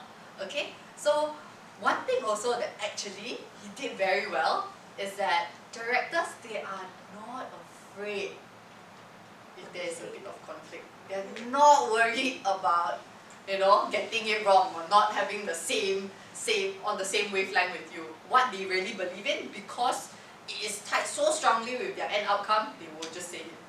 Right? So thank you so much, director. Just I think you did very well. Okay, what about our analyzer? What did she do that was great as an analyzer? Asking questions. Ask a lot of questions. Okay. Anyone remember anything that she actually asked that was like, wow, this one typical analyzer? Does anyone remember? In terms of the time, I think the time spent to use the toothpaste, I think she asked, does it really matter? Even 1 minute or 2 minutes that you save time, the way you press. Right? So she was actually listening to the details of what they were sharing, right, just now. She was listening to the details and she actually double checked. So you are a socializer, right? She wants to confirm her facts, right? So she was actually listening to a lot of details. Everything they say, she was picking it. Alright, she was really listening and picking it apart line by line, like, okay, you sure you said this, Don't suddenly go back on your word, right? You're double checking. Okay. So what else does she do that is very typical of an analyzer? She's doing it now as well. The way she Observing. She analyzing. you can see the computing, right? Okay. So analyzers are actually introverts, right? So you see how she's like standing backwards already. Right? Even though she is saying a lot about the facts, but she is still very reserved in her body language. Right? So even sometimes before they talk, you can already tell. Right? Because she kept standing backwards. Even now, I don't know if I'm a bit scared. she already keeps like taking a step back. Right? But when you actually pose her with the questions, because she's firm on her facts, her details. Right? So that is when you actually see the analyzer the most. Right? Once she's finished talking about her facts and details, she was like, okay, I don't need this space anymore, thank you. Right? So thank you so much, Sarah. That's our analyzer. These two. Okay, come forward, please. The entire conversation. Whose voice do you hear the most? Socializer, right? For I think a good 2-3 minutes at the start, right, it was just Sean, you know. He was just like, right guys, and he was like the center of attention, right? You're hearing his voice most of the time, right? He will ask this person, finish, okay, then he will say, okay, I'm listening to all of you.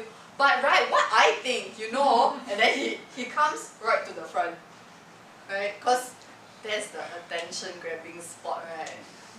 So usually what the socializer would do is not just that you make sure they are heard.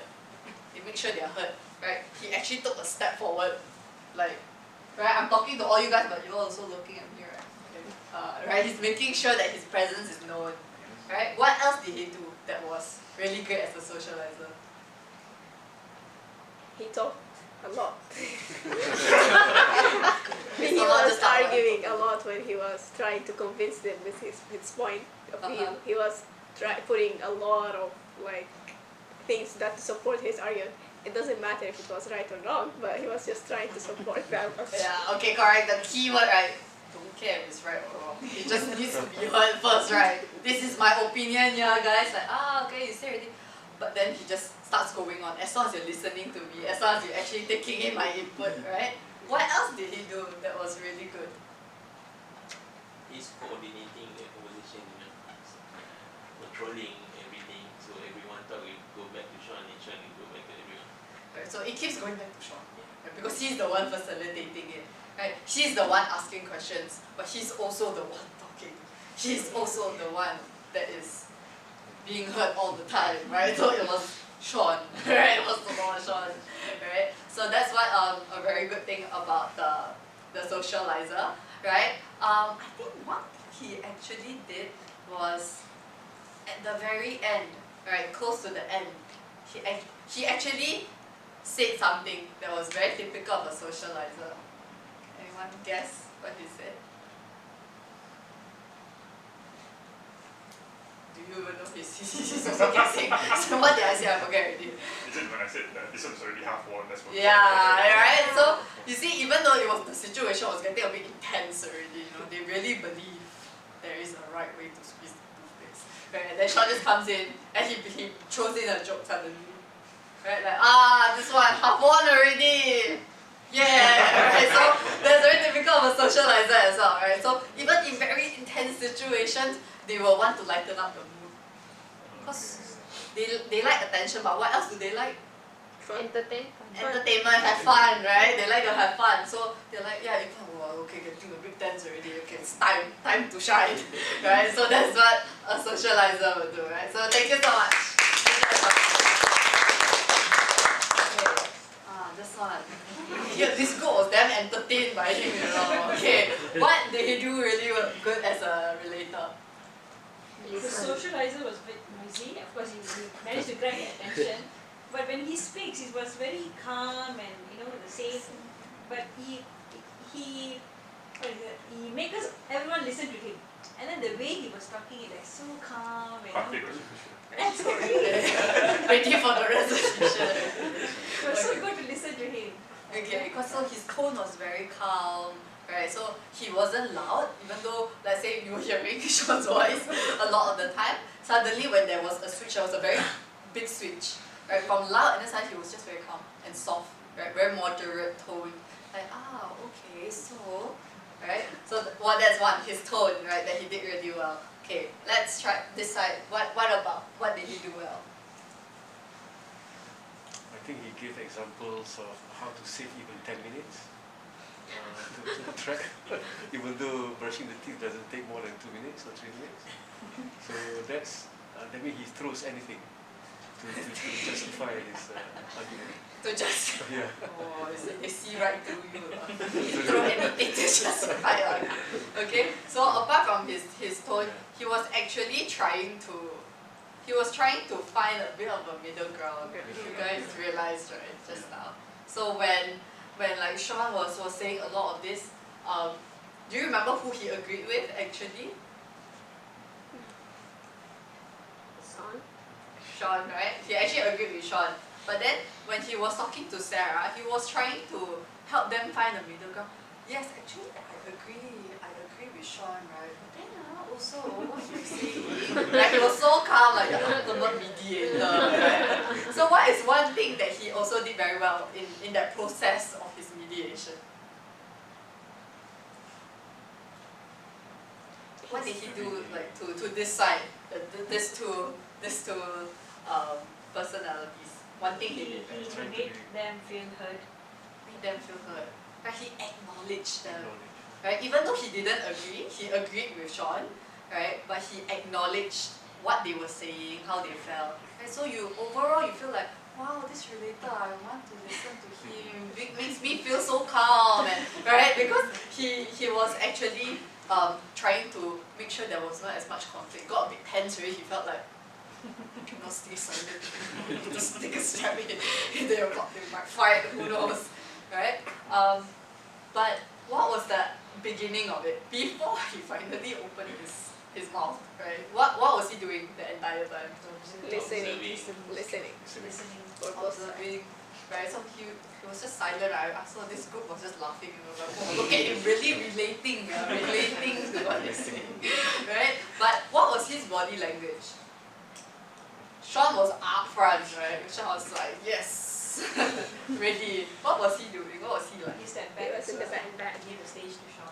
Right, so the more Sean stepped in, the more he's like, okay, Go ahead. go ahead, have the floor, right? So he actually was really listening, right? So just now that was the first thing we talked about, right? For relators, they always listen to what other people have to say first, right? And then they still want to be heard, right? But they will pick the right moments. Oh no, it's a bit too much conflict now. I think I have to step in. Okay guys, so everyone calm down. There is a solution to this. Right, so that's what our relator did well. Okay, thank you so much. Was there anything that you guys, in your discussions earlier, would have done different? Like when you were having your discussions. Was there anything you guys want to share that you guys discussed and it was a very different outcome from the personality type that you saw? Maybe? It isn't worth to argue with this. About the toothpaste. I'm asking about the personality type. She's not happy. Really not happy. Right. So when you guys were actually discussing, was it all roughly around this, or was there something you guys would have done differently? Kind of the same. Got another group. All around the same. So you just agree with me lah, so I won't ask you any more questions. Okay. Right? Okay. So this is the first scenario, right, that we've tried out already. So let's see now, let's just do a very quick mini quiz to see how well we are with the personalities. Okay, just a little check-in. Okay? So I'm going to show you a scenario or a picture or whatever, right? From there, I want you guys to just identify what personality type, okay, that is. So let's try the first one. Right? In this scenario, the person is saying, are you okay? I'm here for you. Tell me what you need. Later. Any violent objections? Different answer. All agree. Relater. Right? So relater, okay lah. Correct. Right. So what about this screams relator to you? Sorry? Comforting. Very comforting, okay, in the words that they're using. They're looking at the person itself. Okay, so they're actually reaching out to that person, right? So what is the focus of this personality type? People. The people, right? So the words they use, the actions that they are carrying out is very people focused. Are you okay? Or I'm here for you, right? Anything else about the relator that you see from here? He's reaching to one person at a time. Reaching to one person at a time. Reaching to one person at a time. Okay, so in this case it is very personal, right? They go directly to the person, right? So usually for relator, what if example right now in this room there's quite a few of us, right? And you see somebody struggling, or like actually a bit off lah today, a bit upset. What do you think the relator would do? Are you okay? Are you okay? Right? But probably will do it during the break, right? Just now, they will probably be very quiet, they were observing you already. Like just now, Akil, right? She was just standing and observing, right? So they're already taking notice, right? But after that, they will actually go outside and they will ask you separately on their own in the corner, right? Like, hey, I saw just now you look a bit like tired, right? Are you okay? Like, tell me what you need. Can I support you? Right? So usually that's the gist of relator lah. Okay? So small group always very focused on the person. Okay, next one. I don't know if you guys know this movie lah, but I loved it a lot as a kid.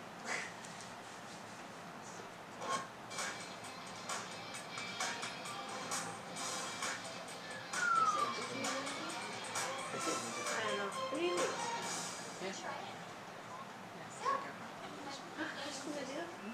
Second one? Yeah, I didn't watch the second One or one. two? You're right. Okay, guess what is this personality type? Socializer. Socializer. Okay, why did you say socializer? She did a lot of things that a socializer would do. Too bright.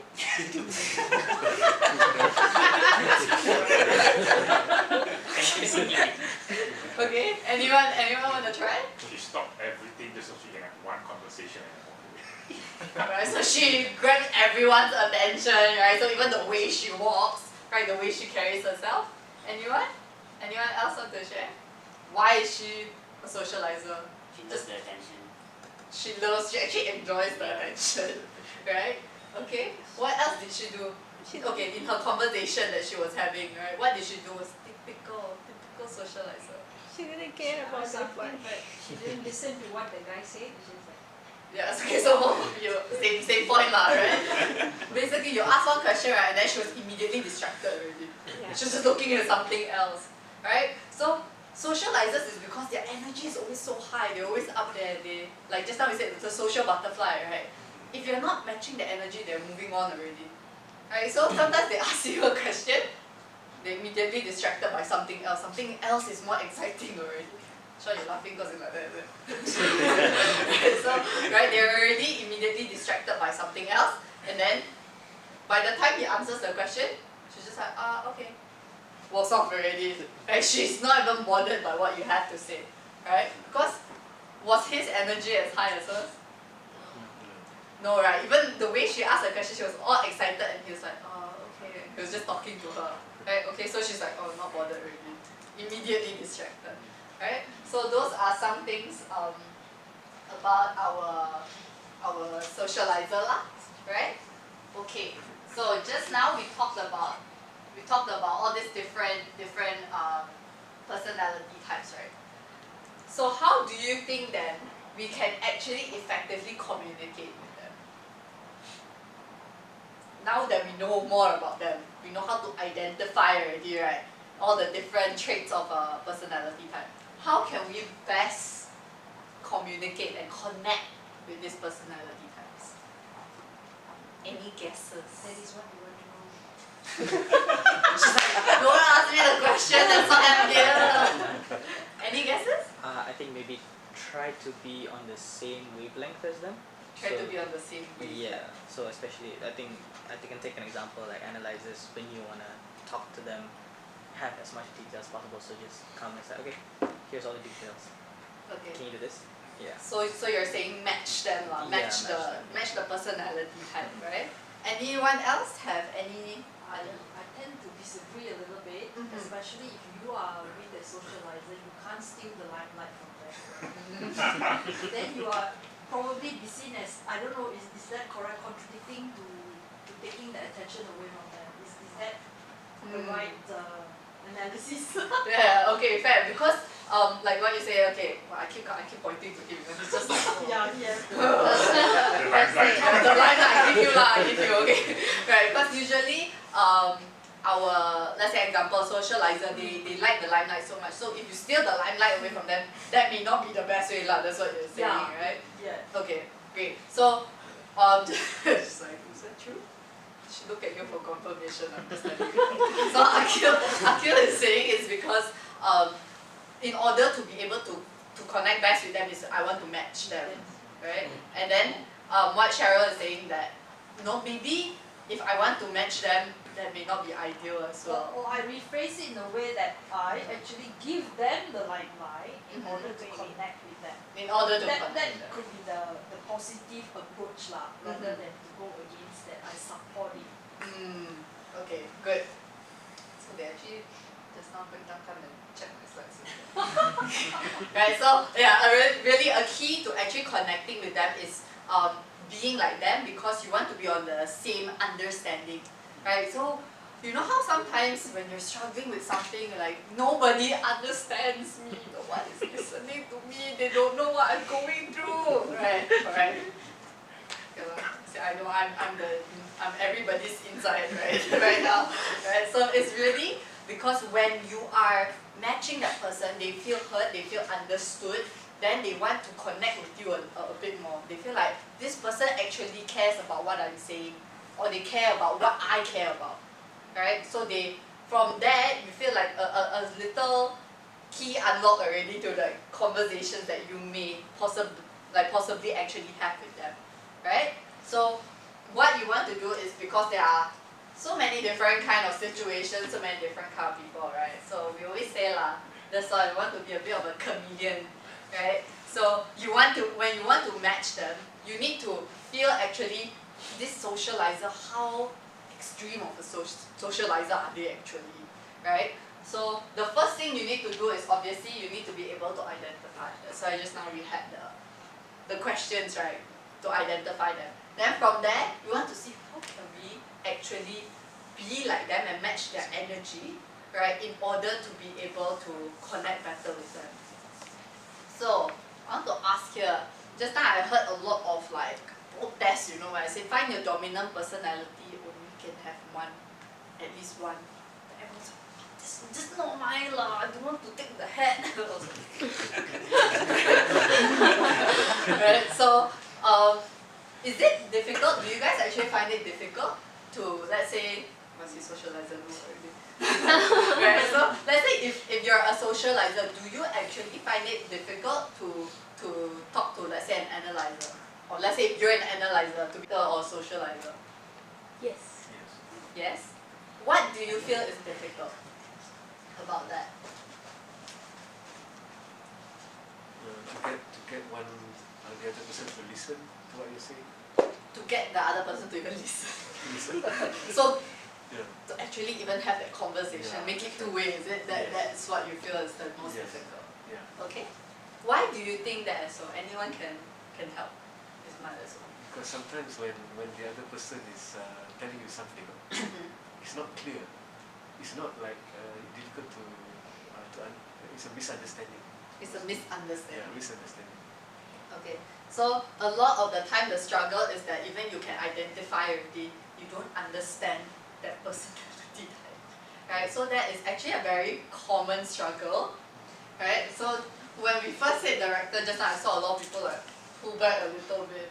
Right? So a lot of people think directors are the toughest people to deal with. Right? They're always so demanding, they want a certain thing, it must be their way. Right? If I can have a choice, maybe the one to deal with the director.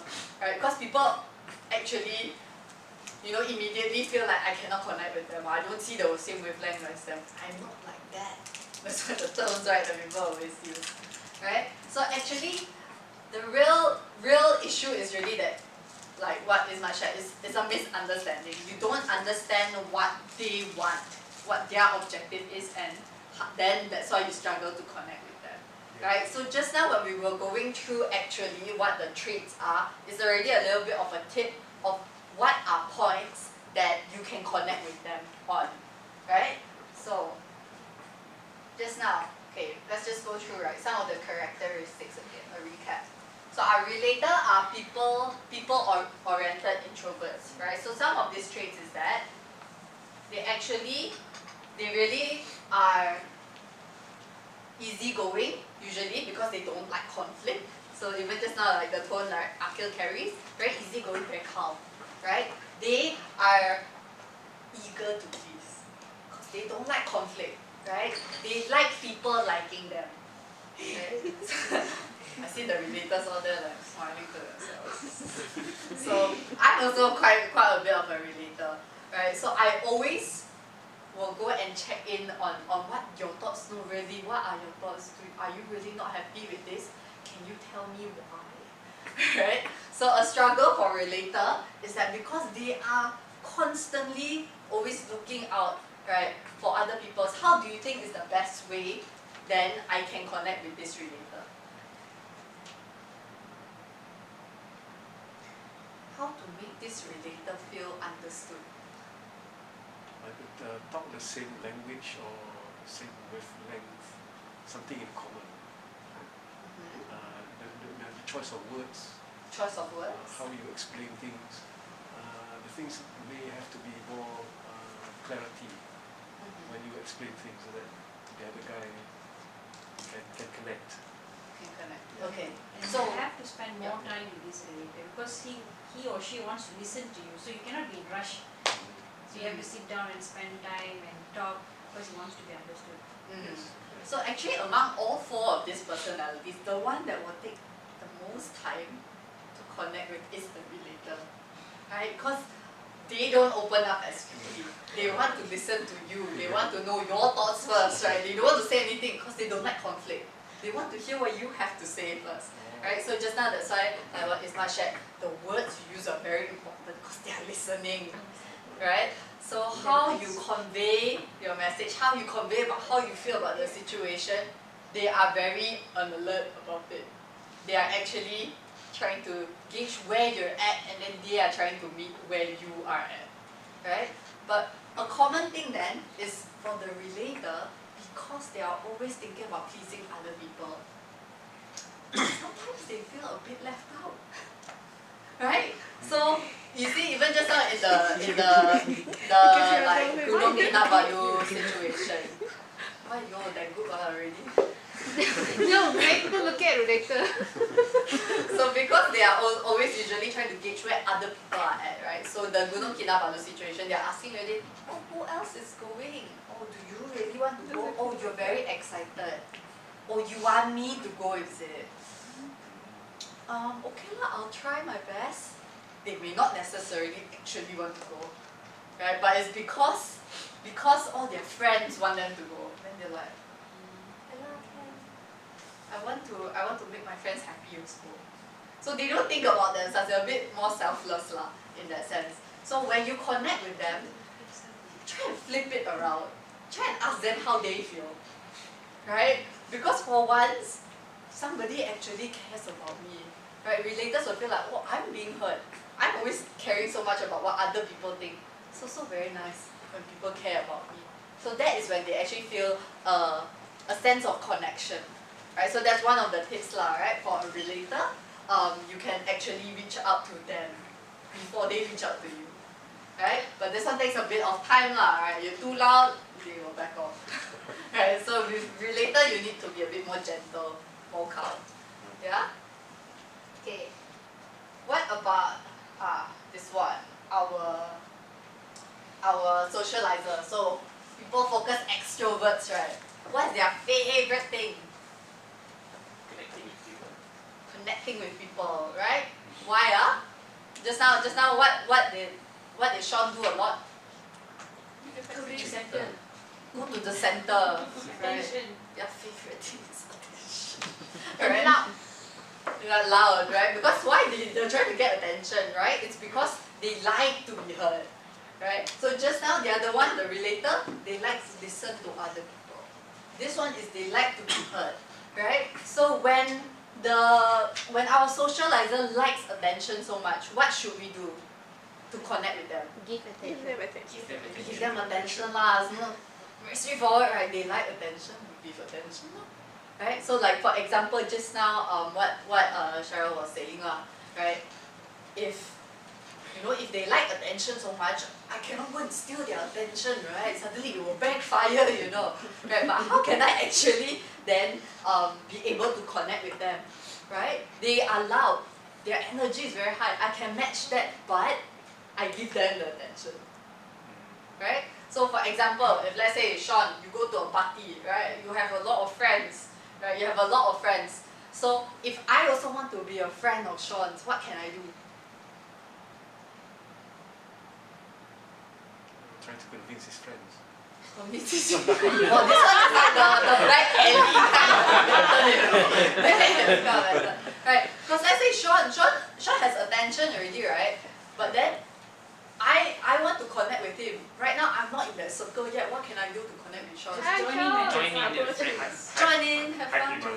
Hype him up. Oh, I see he's giving you tips already. Right? So usually because even though they are at the center of the attention, because they will go and grab the attention. Right? What you can do if you've never actually spoken to them before? Go and talk to them. Ask them about themselves. Right? What are things you can talk to a socializer about that will get them excited? Appearance. Hey, Jaya, where you get it from? Right? Then he'll tell, I tell you, this one very hard to get, limited edition. Then they will start to share with you. Right? Because for the relator, you need to dig a bit deeper before they will open up to you. But the socializer, you just knock and then they will open the door already. So they are very willing to share. Right? So socializers are actually easier to connect with. Right? If you are able to match that kind of energy lah. Right? Sorry. Yeah. So in Question. the social setting, okay, but how in the work setting, where you have to make a decision? So how do you communicate with the socializer? Because he's always in the fun mode and all. How to put him in place to make a decision? So how to come? Okay, before I answer, anyone have any tips to share? Let's say you have a socializer, right, in the room. They're very excited if you're trying to calm this person down so I can do my job, right? So what do you think you can do now that you know a bit better? You humor them. You match their the jokes and energy, and then going back to our topic. Now we just you give them what they want, and then you just grab their attention. That there is a decision to make. I always do that, right? Yeah. So usually it's because they want to have fun while they work. They feel like, why can't I have fun while I work? Okay, what? Right? So they'll throw jokes in here and there. You don't, like what you say, because they like attention, you want to give attention. You want to acknowledge them. Right? So when they crack a joke, laugh lah. Yeah. Right? Don't just that. Okay, no, not funny. That's not what we're talking about right now. The straight away, right, the energy from here just drop already. Correct or not? So when you want to connect with the socializer, because they're throwing jokes and everything, you acknowledge a bit, you laugh a bit, right? So they also feel like, okay, this person is getting on my level, they're having fun with me. Then you pull them back. Okay, hey, very good with your jokes. I want to hear about it later on, yeah? Hey, but actually what about this? Actually, you come back here for a while, right? Or maybe we want to focus on this first, right? So acknowledge, then you bring them back to the center, right? For a moment before they go back. Yeah, correct. So you will need to refocus them a lot, right? Let's say, what are things you can help to capture the attention to refocus them, for example? Let's say if I have a 50 slide PowerPoint report I want to present to my socializer CEO. Right? But I feel it's all very important. The 50 slides not cause I want, cause got a lot of important information. Then how? What can I do? Put pictures. More pictures? Okay. Straight to the point. More colours, right? Pictures. You make it a bit more fun. Energizers, More do some videos. games, making move. Make it so you are trying to make it exciting for him, right? So not so one-dimensional, because very distracted, right? Very easily distracted, right? So if a lot is happening here already, they will gravitate more towards here, right? Because this is more happening than the other things, right? So one way is, okay, use colours, right? Use colours, use pictures, right? Activities. What else?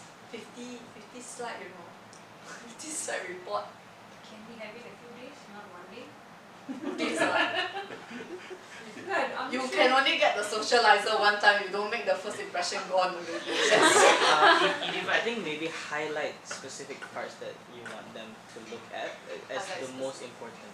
Highlights details. Not too many details, because they don't care about the details so much, right? Because you are only able to capture their attention for so long, right? They're very easily distracted. Use colours, right? Use pictures, but then the holy grail of a report, right? That is the most important for a socializer is a key summary. Right, key summary. So you tell me out of the 50 slides, maybe 3 slides, out of the 3 to 5 slides, what is the main point? What's the main thing I want to tell them? Right? So really be very sure of what are your key things you need. You for sure you need your socializer to be focused on. Right? And then everything else, throw in the appendix. Put in the appendix. If later on you have time, you actually want to get to know more about what we're saying, you can look into the details yourself. So you still provide it to them, right? But key summary. So you can only capture them for so long, correct? And then you want to make sure, even in your presentation of it, there is pictures, there is some colours, right? Because otherwise, imagine if it's just all words, right? Gone. Straight away, like, okay, this is very boring, get me out. Right? So you want to think about, again, what they enjoy, right? They enjoy attention. So, when they throw jokes, laugh, right? when you want them to focus, how can I get them to focus? Okay? So that's for our socializer. Our analyzer. Lots of data. Lots of data. Right? They enjoy having a lot of data. They usually, people who enjoy having systems a lot more. Right? Building systems. So, for example, right, when I first came in, I first started working at Eastin, I remember one of my early tasks, right, for a project was to develop SOPs for a company. Yeah. So I remember when I went home, I was telling my dad, I have to do this new thing, I've never done it before, I'm so excited to get started. Then I was like, what's this? Then he asked me to show it. So he's a socializer, right? I opened my laptop, I was like, I have to develop all of this SOPs for this company, such detail. I was showing him all my different Excel sheets I've already developed to help my process. I was trying to explain everything to him. Tell you, after the first 5 minutes, I see his eyes just drift off already. Was it? Okay. Oh, you're still talking about the SOPs? Okay. I was trying so hard to understand me, but he didn't enjoy the processes like I did, right? But imagine for an analyzer like me, right? I enjoy all these processes so much. Suddenly, somebody come in and tell me, hey, actually I have a tip for you, how to make this, to streamline your process. Yeah, exactly. That was my reaction. So I was like, okay, let's talk more. Right? Because they are talking about what I'm interested in, which is details, right? They are willing to go into the details with me, right? They are willing to build certain kind of systems with me, right? Which are all things that analyzers are very willing to connect on, right? Yeah, okay, so they also are usually a bit more of a perfectionist for analyzers right? Because they like details so much, they actually go and check the details, right? So here, I want to ask my analyzers, right? What what are tips you can share to the rest of the people here that you really feel to talk to people about? Is there anything apart from what I already said lah? Well, basically you have covered everything. Like for me, I need details. And when it comes to work, I need some kind of seriousness. She kept looking at me right now. By the way lah.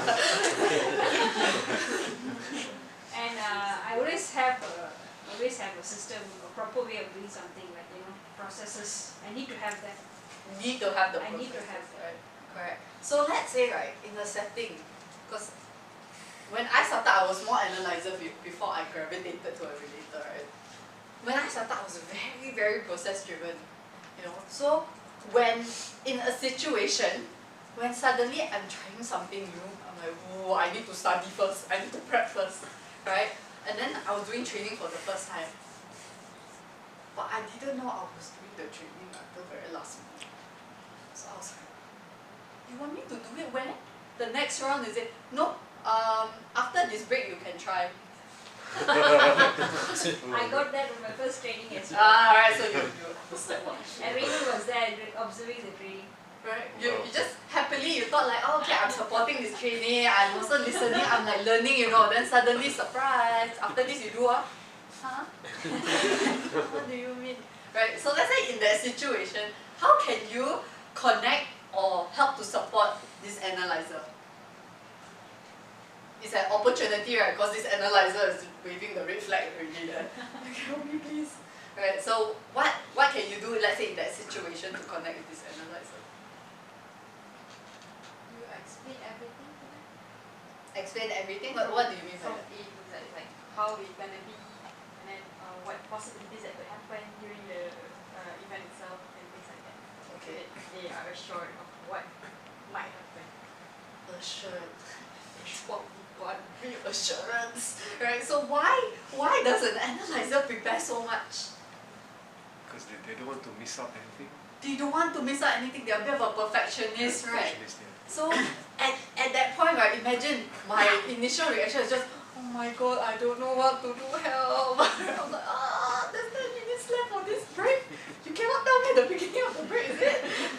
So like all these thoughts are going through my mind, But then, in that moment, if somebody actually came up to me and reassured me, okay, don't worry, I know we have 10 minutes left, let me give you a crash course.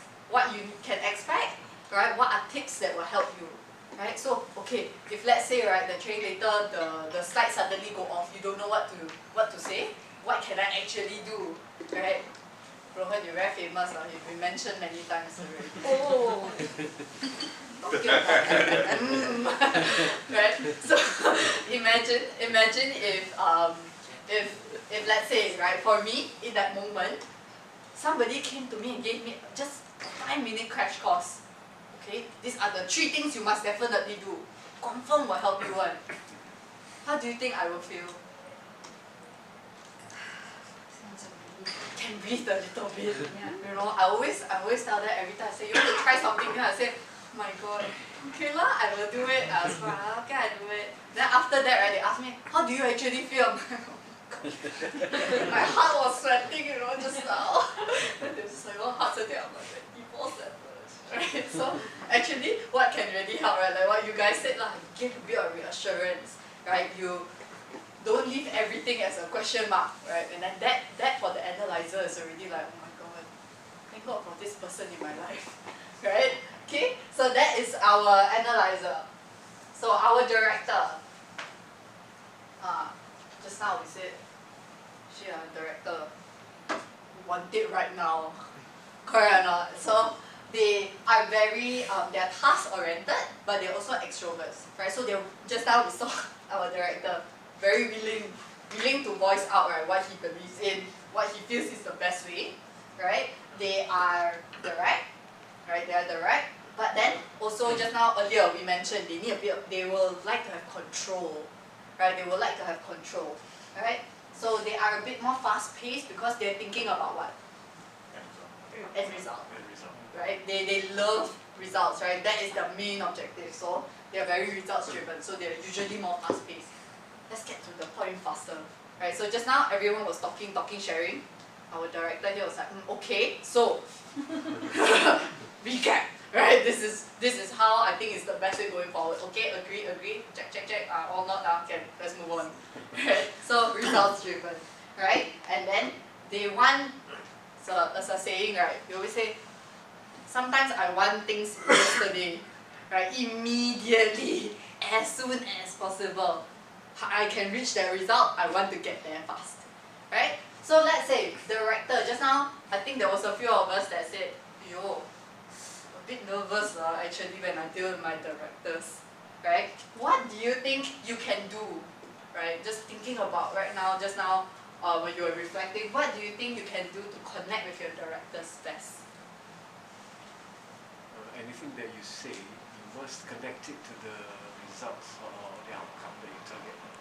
So again, because they like results, you connect it back to the results, right? So if let's say, just now during the presentation, right, the same thing, we are presenting the report to a director. How can I achieve the end result? Show the results first. Show the results first. This is what we're doing, and how to go there. This is. Okay. This one must be a pro at handling the directors. They want results. So first thing you give them is the results itself already, right? So straight away highlight to them. Okay. At the end of this report, right, this presentation, I am going to give you what you want, right, which is the result itself already. Then let me just go through very quickly how I'm going to get to the result, right? So they also have that reassurance, because they don't like sloppiness, right? So we are actually, don't worry, I got you. I'm going to do all of this to make sure you get the results that you want to get, right? As a director, how do you feel? Yes, thank you. Don't waste my time, right? Correct or not? Right? So, okay, now that we have gone through, okay lah, I didn't want to give you guys answers just now, okay?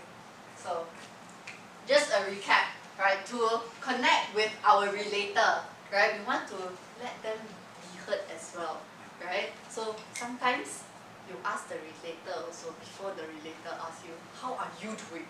Switch the tables around. How are you doing? You okay or not today? And you feel like, people care about me as well, right? So, because they're very people focused, right? So you want to think about what are really their real needs, okay? So that's how you can connect with a relator, right? For our socializer, do you remember or not? How to connect with them? Attention. Give them attention. Give them attention now, right? Go laughter in the back.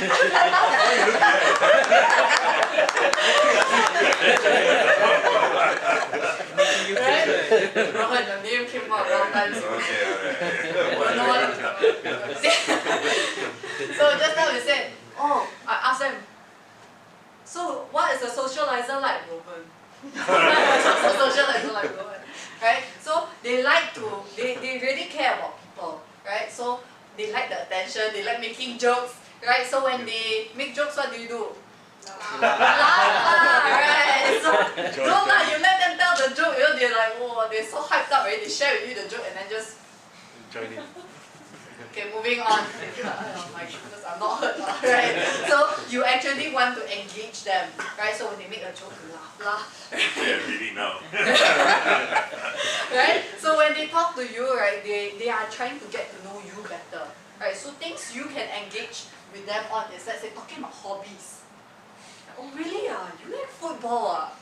What's your favorite team? Oh, good enough question already. They will go. Right? They will carry the conversation.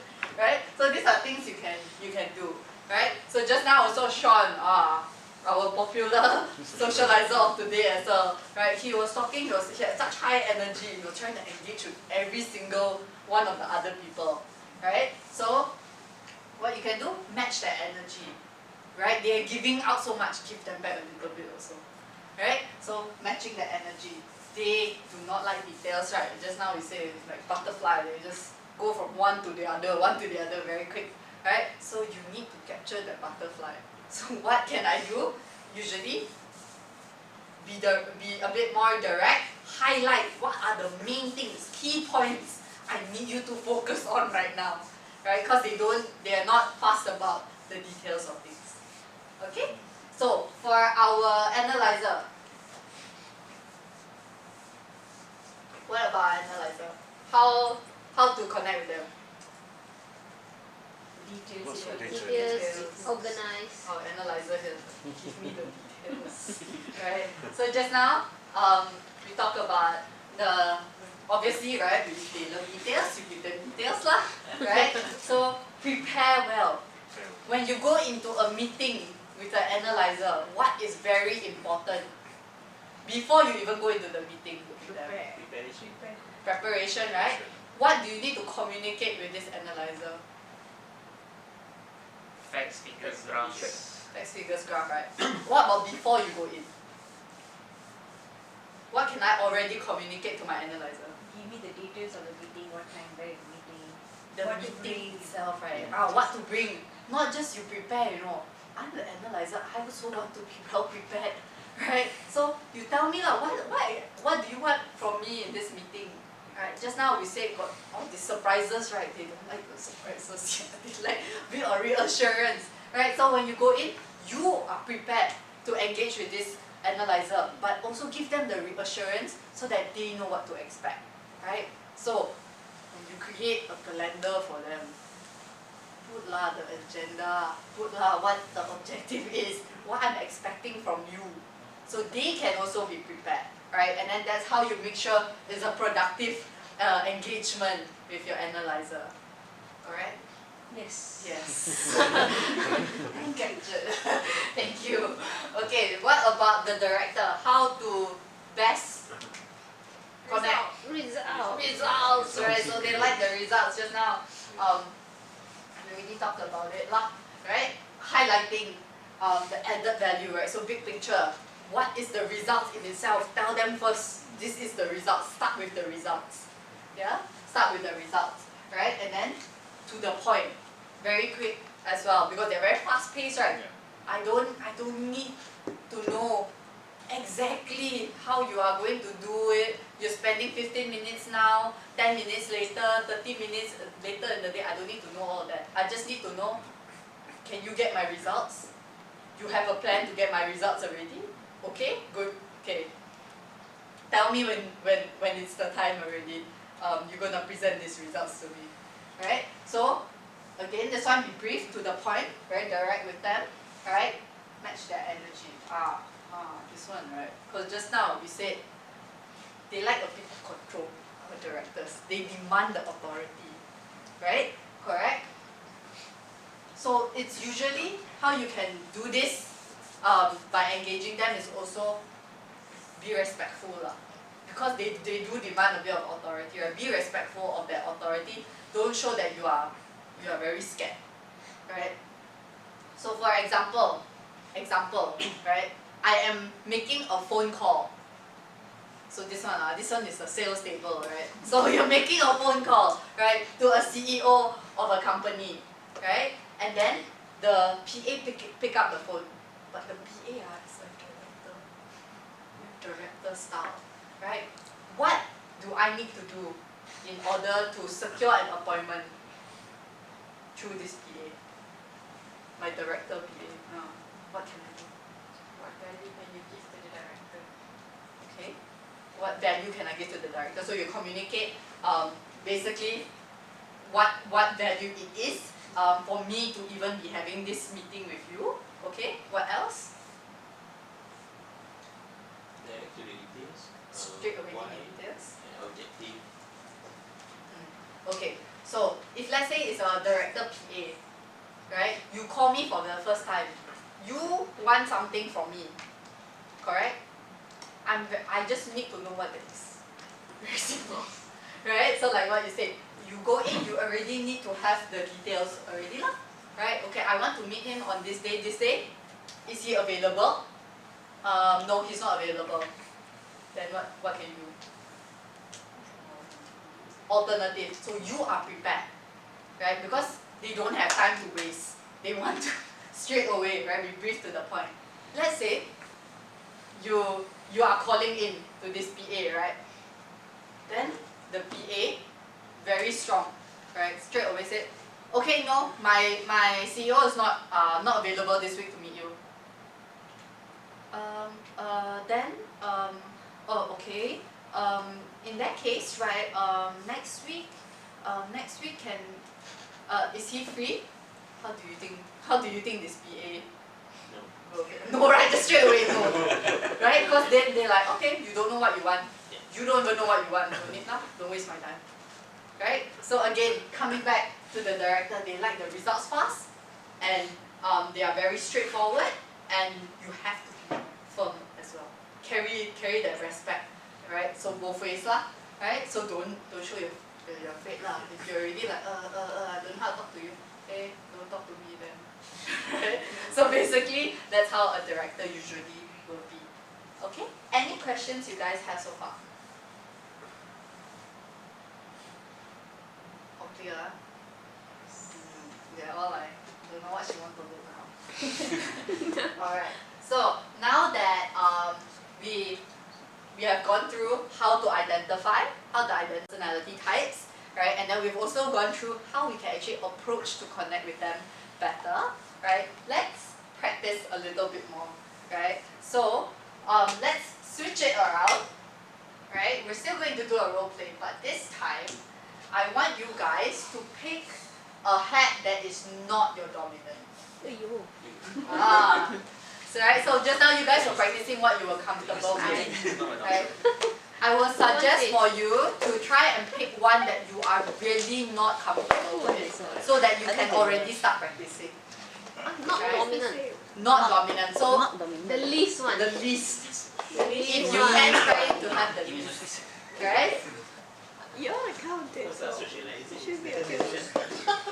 At least one of each, yeah? At least one of each in the group, So one relator, one socializer, one analyzer, one director. At least I don't suddenly tell me, oh, don't have, missing already. Analyzer. Okay? Not this one. Oh, your red colour is it? No. Your this one is what? If you need a different head colour, just let Chai know. You need red colour? You need different colour? Yes. So example, if you're a socializer, maybe the one you're most uncomfortable with is an analyzer. Don't know how to communicate with this person. Alright, so maybe now's the time for you guys to practice. Okay? All good, everyone? Everyone has already picked the person. Either this one or that one. You? There's at least one of each, yeah? This One table red colour no, can don't take have this an one. analyzer. Okay, red colour? Got one. Which one you want?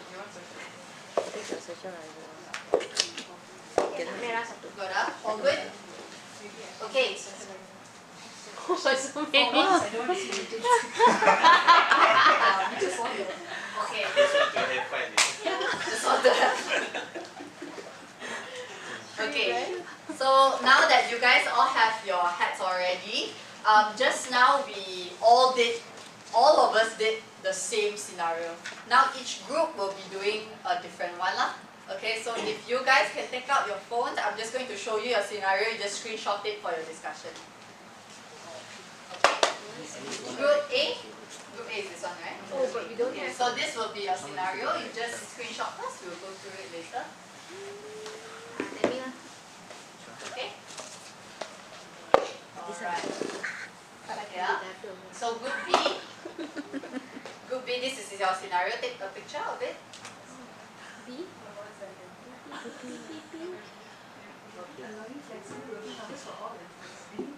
Okay. Group C, this is yours.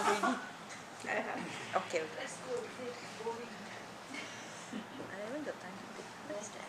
Okay, alright. So, what I want you guys to do right now, because these are more work scenarios versus just now, very fun lah, just press the toothpaste, right? So now this imagine if you are the leaders or the managers, right, of your company, and you need to have these conversations. Again, think about practicing the personality type that you are currently, the hat that you're wearing. Okay? if you guys have any questions, raise up. Nobody here really. I mean, we need one later.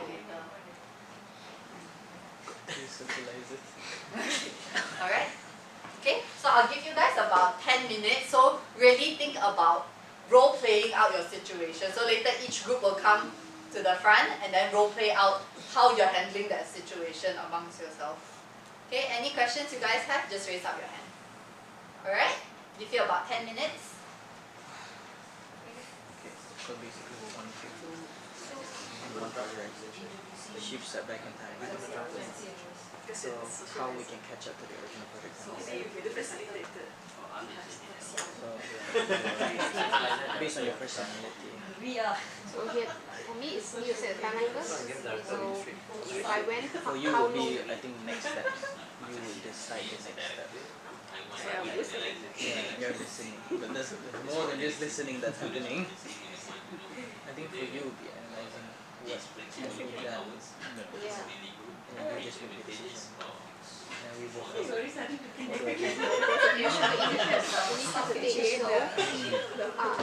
okay, so I'm doing it already. Yeah. So how can we catch up to this original? I think the first and foremost is see how long do we have from this one line? Let's say maybe let's say 1 month. 1 month. So 1 month. So Now we have so when you start the call, Yeah, so you guys are having a duration, discussion ending. basically, and then but you are having that discussion as the personality. Oh my god, my brain already How you going to analyze it. the outcome can Step be back, whatever how you we want. can get over it. So this is originally the start, then we ending, so durations. But now we have this delay. We have to catch up, right? So for catching up, so we need to know what is the balance time we have. Yeah. Yeah. So let's say we have 2 minutes. yeah. So then we have to start with this time. Then we need to know what we can do. Then you have to I think my set will be what is the bottleneck? What is the thing that is stopping us from completing the project? Cannot bring them back to the point. Okay. Once we get there, how long do we need to how long do we need to complete this particular task? How are we supposed to address this?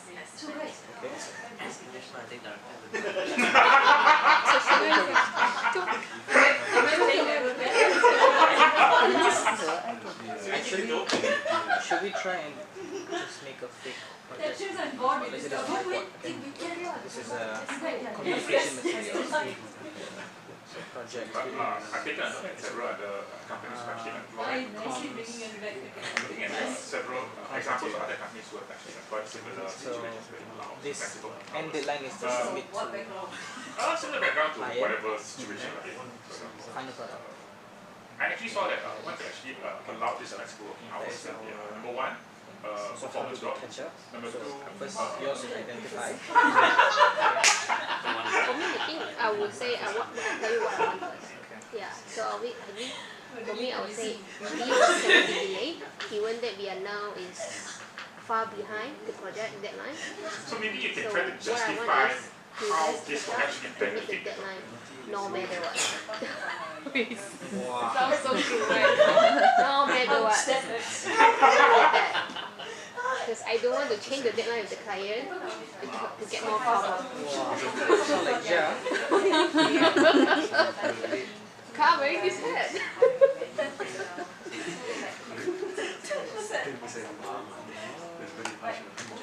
There's my what I want. So then now I come to what is pending from your side. Okay, what is pending from your side? What is thing that is stopping us from into the okay, and then how long do you need to actually How complete about that we particular enjoy task? How long do try you some need? form of test period. And then with that, You try flexible hours per month. Yeah, trying to apply This your diffuse problems, situation, trying to find Okay. evidence. and then eventually If not okay, you make a call again. in between you all will find out. Yeah. Right? Because relator will be You find it common now, okay. because you all will always try to go out of topic. So relator will try to bring it back at before when you close the For me, it's like you decide for starting. me, the most important is the thing is how you guys catch up. It's ready in on like timeline or not, and the rest of the details I won't get that much, but I can get what I want to do. So I think I would both Catherine and I would try consolidation. But you all have to print off. Yes. Still, I don't get it. What is that? So basically we have a project. Is right now we have a huge setback because of technical challenges, right? And then we are discussing how we can catch up to the original project because our director doesn't want to this deadline that I don't want to nego with the client saying that we would like to extra time to postpone this, delay the time for that. Yeah. Shall we start? I am a director. I am patient. My expectation is to that. So right now our comms materials project, we have only 2 weeks left to send this out. Unfortunately, due to the technical challenges that we face, which is first and foremost, some of the clients' team are currently out of work right now, and also due to so right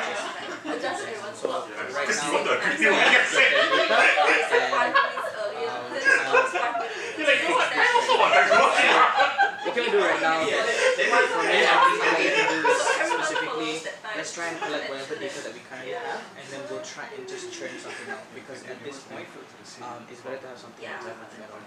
And at least over time, at least even towards the end of the line, we can do something and we can just keep adding on and refining it. We everything is there and then we try to churn something out. We only have 2 weeks now. You're not talking like a relator. Correct. I think you just highlighted the issue problem. Oh, so she can't do it in time, and then the customer needs and everything. Because you will try to confuse your then there's like sending a review and say we need it by this. So she comes, then I will try to see what how we can work. Then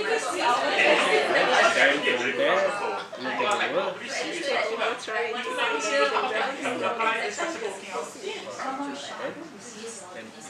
She decided. I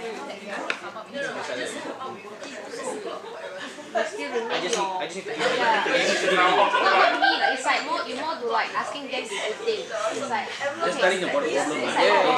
What idea you have? Okay, tell me. Do you have anything to say about things like that? And I'm more happy I just listen. You guys are done already or still need a bit more time? We're running through it. Okay. So right now, how do we catch up to our original project timeline? So this is quite a big problem, right? I'm just trying to see what we can do. If you're going like that, maybe we can start saying, we have another 2 weeks to submit. But we still have not completed this. You always focus on Oh, we have 2 socializers. No, he initiates first, then after you come, then the relator will actually try to engage first. Maybe we have 2 socializers. Yeah, then relator will engage both of them. Say, what is your issue? What is my issue? What is yours? Okay. So, we only have 2 weeks left for this thing. What are we gonna do to solve this? Like, by first, anticipation problem. Yeah. We have another 2 weeks to run the training, but until now we have not. Look at you being a relator. This moment you're trying to negotiate the whole thing. I was a relator before. So you still have a relator. Okay, you have to step in the relator. You have I have to step in. Okay. Yeah. So I said usually but we need to listen first before actually negotiating. But let's say what is boss? What is your problem? I will say I don't want to. If we are 2 weeks late or behind the deadline. So you want the deadline to be on time. I want everything on time. I don't want to like nego with client about reschedule or whatever. What is making your heart difficult? Your life difficult? I think we just don't have enough time. So You want time? yeah, I want time. What do you think about the process? For the process what is the process that you need to finalize this obstacle? Like how long the process? Yeah, because you are the analyzer. Then you need to re-inform, adjust your motivation. You need process. You need to identify the problem and then you try to look at it. And then you must be able to at 9 lah. You can I teach 9 to 6, then I come at 9:30 then. I think you will ask for tickets. You will ask for more information. So you start asking me what is the problem, what are the deadlines that we have. Also, I ask you, I don't ask him. You ask because everyone. I am talking about that I am since it directly. How solve it happen. So I think first we have to identify what is the issue. What are the issues we have at stake? Okay, so our issue is that there is no enough time and we don't have enough people. So how can we do this without dealing with the deadline? And then you come late and then you justify you work extra half hour. But so they ask me how many people do I actually have now and what is the deadline, how many days do we have for the deadlines. You can ask But I me. think that is where he started. He has already told what we already 2 weeks. He already did that. Yeah. I didn't listen. No, basically I go and I say, okay, I think we have like maybe 2 or 3 weeks. Correct. So he has already identified the issue. 2 weeks. So now we have 2 weeks and we have this number of people, let's say 5. So this is the details that we have, the project. Let's say I send you already the details about the project progress. So now you have your details. Now you need to come up with a plan. That's it. Okay, 1 more minute, wrap it up. Analyzer needs the details, right? I guess you already He needed said details. the He details. I needed will be asking you the details. details. He was asking you So whatever details. you bring out, he will ask regarding. Yes. So you actually using your analyzer, telling him what he need to do.